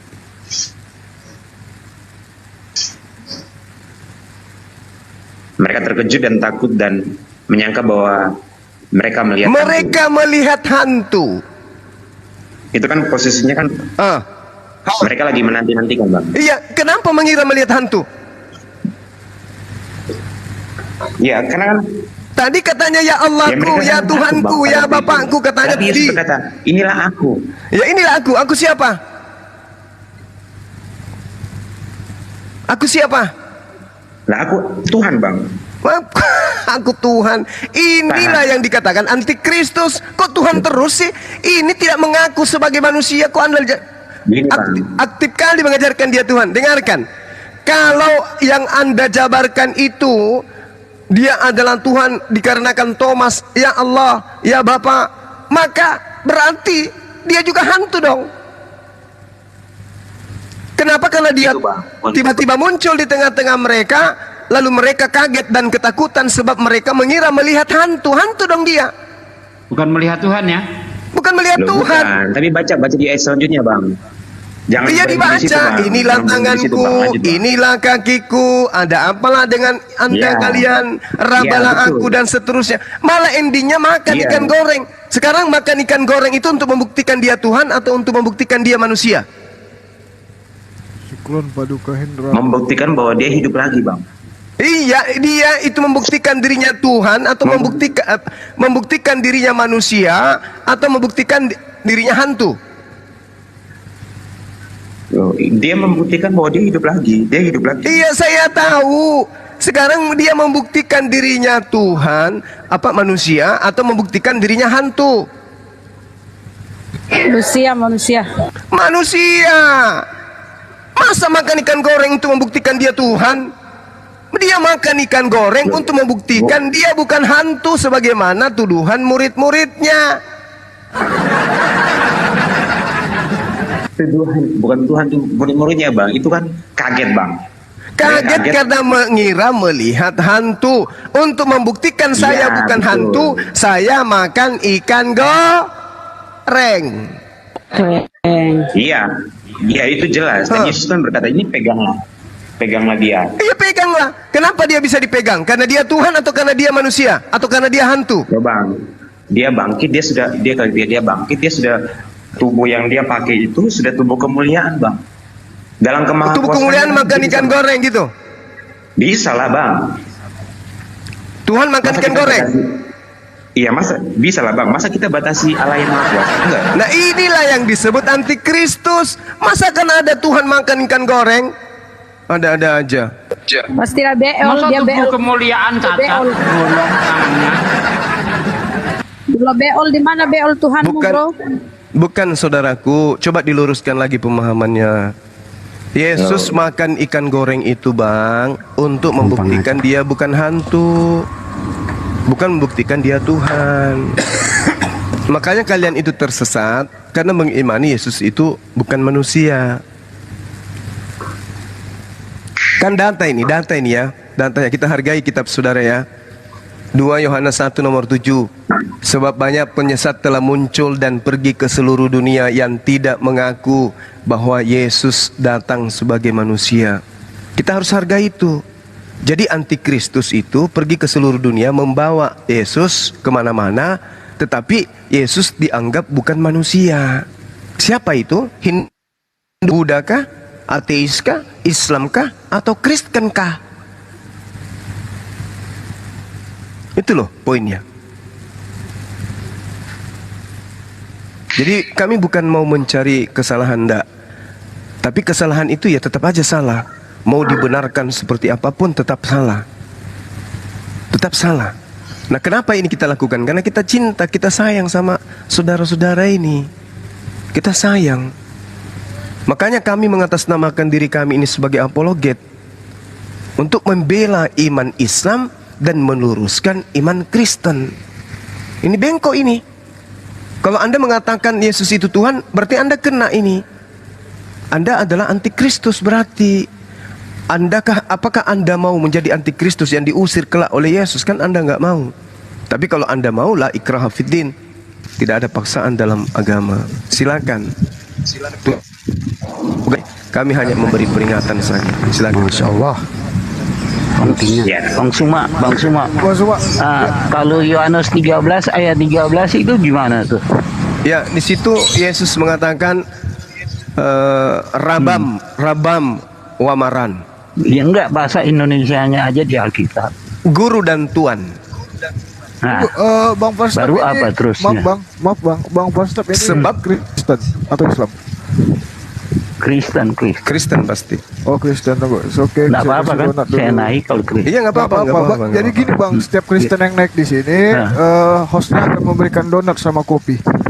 Silakan Bang Pastor. Oh iya, makasih ya. Nah, iya itu pertanyaannya Bang semua. Iya. Jadi Yesus mengatakan aku ini memang adalah guru dan aku ini memang adalah tuan. Iya. Iya, memang dia tuan. Dia sayyid. Tuhan dibilang. Bukan Tuhan, bedakan Tuhan dengan Tuhan. Kalau Tuhan Tuhan, ini di sini dibilang Tuhan. Maksudnya original di teksnya Alkitab tidak itu. mengatakan itu, Bang. Enggak, saya cuma lihat di sini. Saya enggak lihat original. Oke, begini. Nah. Oke, saya paham. Saya ngerti. Karena kan Jadi gini. Tuhan itu asalnya dari Tuhan, kemudian bahasa Indonesia ditambahin hanya di tengah Tuhan. Ya, sekarang begini, di Indonesia sama nggak antara Tuhan dengan Tuhan? Itu dulu. Sama Ya, enggak? beda, justru kan beda. saya udah bilang, enggak, Beda. saya udah bilang. Tuhan itu kemudian dikasih H di tengahnya. Oke, Jadi saya Tuhan. ngerti, saya Bahasa paham. Indonesia di Alkitab Iya. yang pertama ditaruh, Iya, saya yang bilang paham. Tuhan itu di Alkitab. Saya paham. Sekarang sebagai orang Indonesia, sama tidak antara Tuhan dengan Tuhan? Sama tidak? Ya kalau kamu tanya begitu nggak sama, tapi Nggak kan sama. kamu udah jadi Tuhan lain. Nggak sama berarti. Iya, tapi Tuhan yang bahasa yang di Alkitab itu ada hanya, kemudian Tuhan sama nggak? Menurut Bang? Tidak sama, tidak sama. Ya nggak sama justru itu, makanya aku bilang iya, kalau nggak sama ya Tuhan itu. Oke, nah sekarang mari kita tengok bahasa aslinya Yesus mengatakan apa? Ya nggak sama kan? Iya, sekarang kita tanya Yesus yang kita Saya tanya, nggak lihat apakah dia bahasa asli, cuma lihat di sini. Oh, nggak bisa, nggak bisa. Berarti otak Anda tidak berfungsi kalau bisa, begitu. Kenapa nggak bisa? Loh, Bukan, Yesus Bang, mengatakan semuanya apa, nggak Bang? berfungsi. Yang mana yang benar, Yesus atau terjemahan? Di sini dia bilang dikatakan. Iya, aku saya Yahudi tahu dan di Tuhan kitab Anda itu tertulis katamu. Tuhan. Saya ngerti. Sekarang Yesus benar nggak dia mengaku Tuhan? Siapa? Yesus. Ya, kalau di sini kan makanya saya tanya. Itu Saya tidak tanya di situ, Bung. Bung, saya tidak Ya, tanya saya di situ. bilang yang di sini.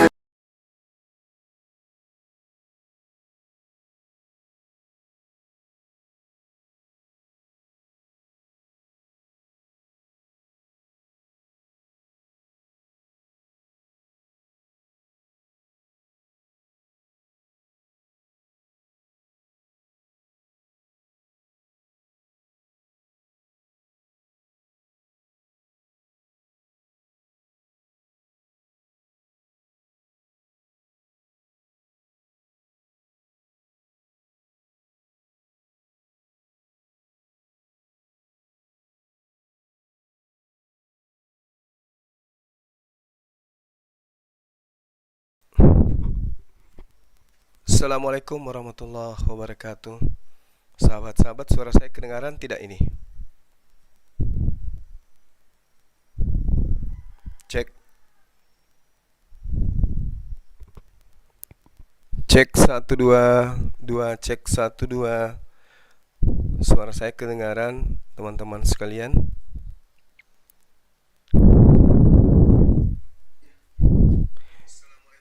Iya, ini apa? Rungkat ya, rungkat. Kita punya Komal dirungkatin sama Oten. Ya. Yang pada intinya kemudian kita lihat betapa ngeyelnya Oten ya. Dia bertanya tentang Yohanes 13:13 di sana maran wa apa rabam wa maran. Akulah guru dan juga Tuhan, bukan Allaha. Kalau Allaha itu Tuhan. Tetapi ternyata Yesus mengatakan maran, mar. Artinya Yesus berkata Tuhan, bukan Allaha. Atau Yesus tidak berkata Theos, tapi Kurios. Artinya dia hanya Tuhan. Sedangkan di Indonesia Tuhan dan Tuhan itu beda. Kalau Tuhan itu adalah pencipta, kalau Tuhan itu adalah ciptaan. Oke ya. Karena dirungkatin, ya mau tidak mau kita harus menghentikan diskusi. Nanti insya Allah kalau Komalnya sudah bisa bangkit kembali, kita live lagi ya. Ini sementara pengajuan. Saya juga mohon izin untuk menuju ke gunung. Seperti biasa hari Sabat kita meluncur ke gunung. Mudah-mudahan sebentar malam kita bisa live. Gitu ya, sahabat-sahabat sekalian. Terima kasih atas kebersamaannya selama ini. Sahabat luar biasa, utamanya yang masuk dari Laskar Api ini. Anda semua adalah bagian daripada pergerakan dakwah kita. Mudah-mudahan Allah memberikan limpahan rahmat dan hidayah kepada kita semua, berupa kesehatan, kemudahan dalam mencari rezeki, dan juga kebahagiaan bersama dengan keluarga. Kita akhiri, subhanakallahumma bihamdi asyhadu an la ilaha illa anta astaghfiruka wa atubu ilaik. Salam tauhid, salam satu Tuhan. Jayalah Islamku, jayalah Indonesiaku. Assalamualaikum warahmatullahi wabarakatuh.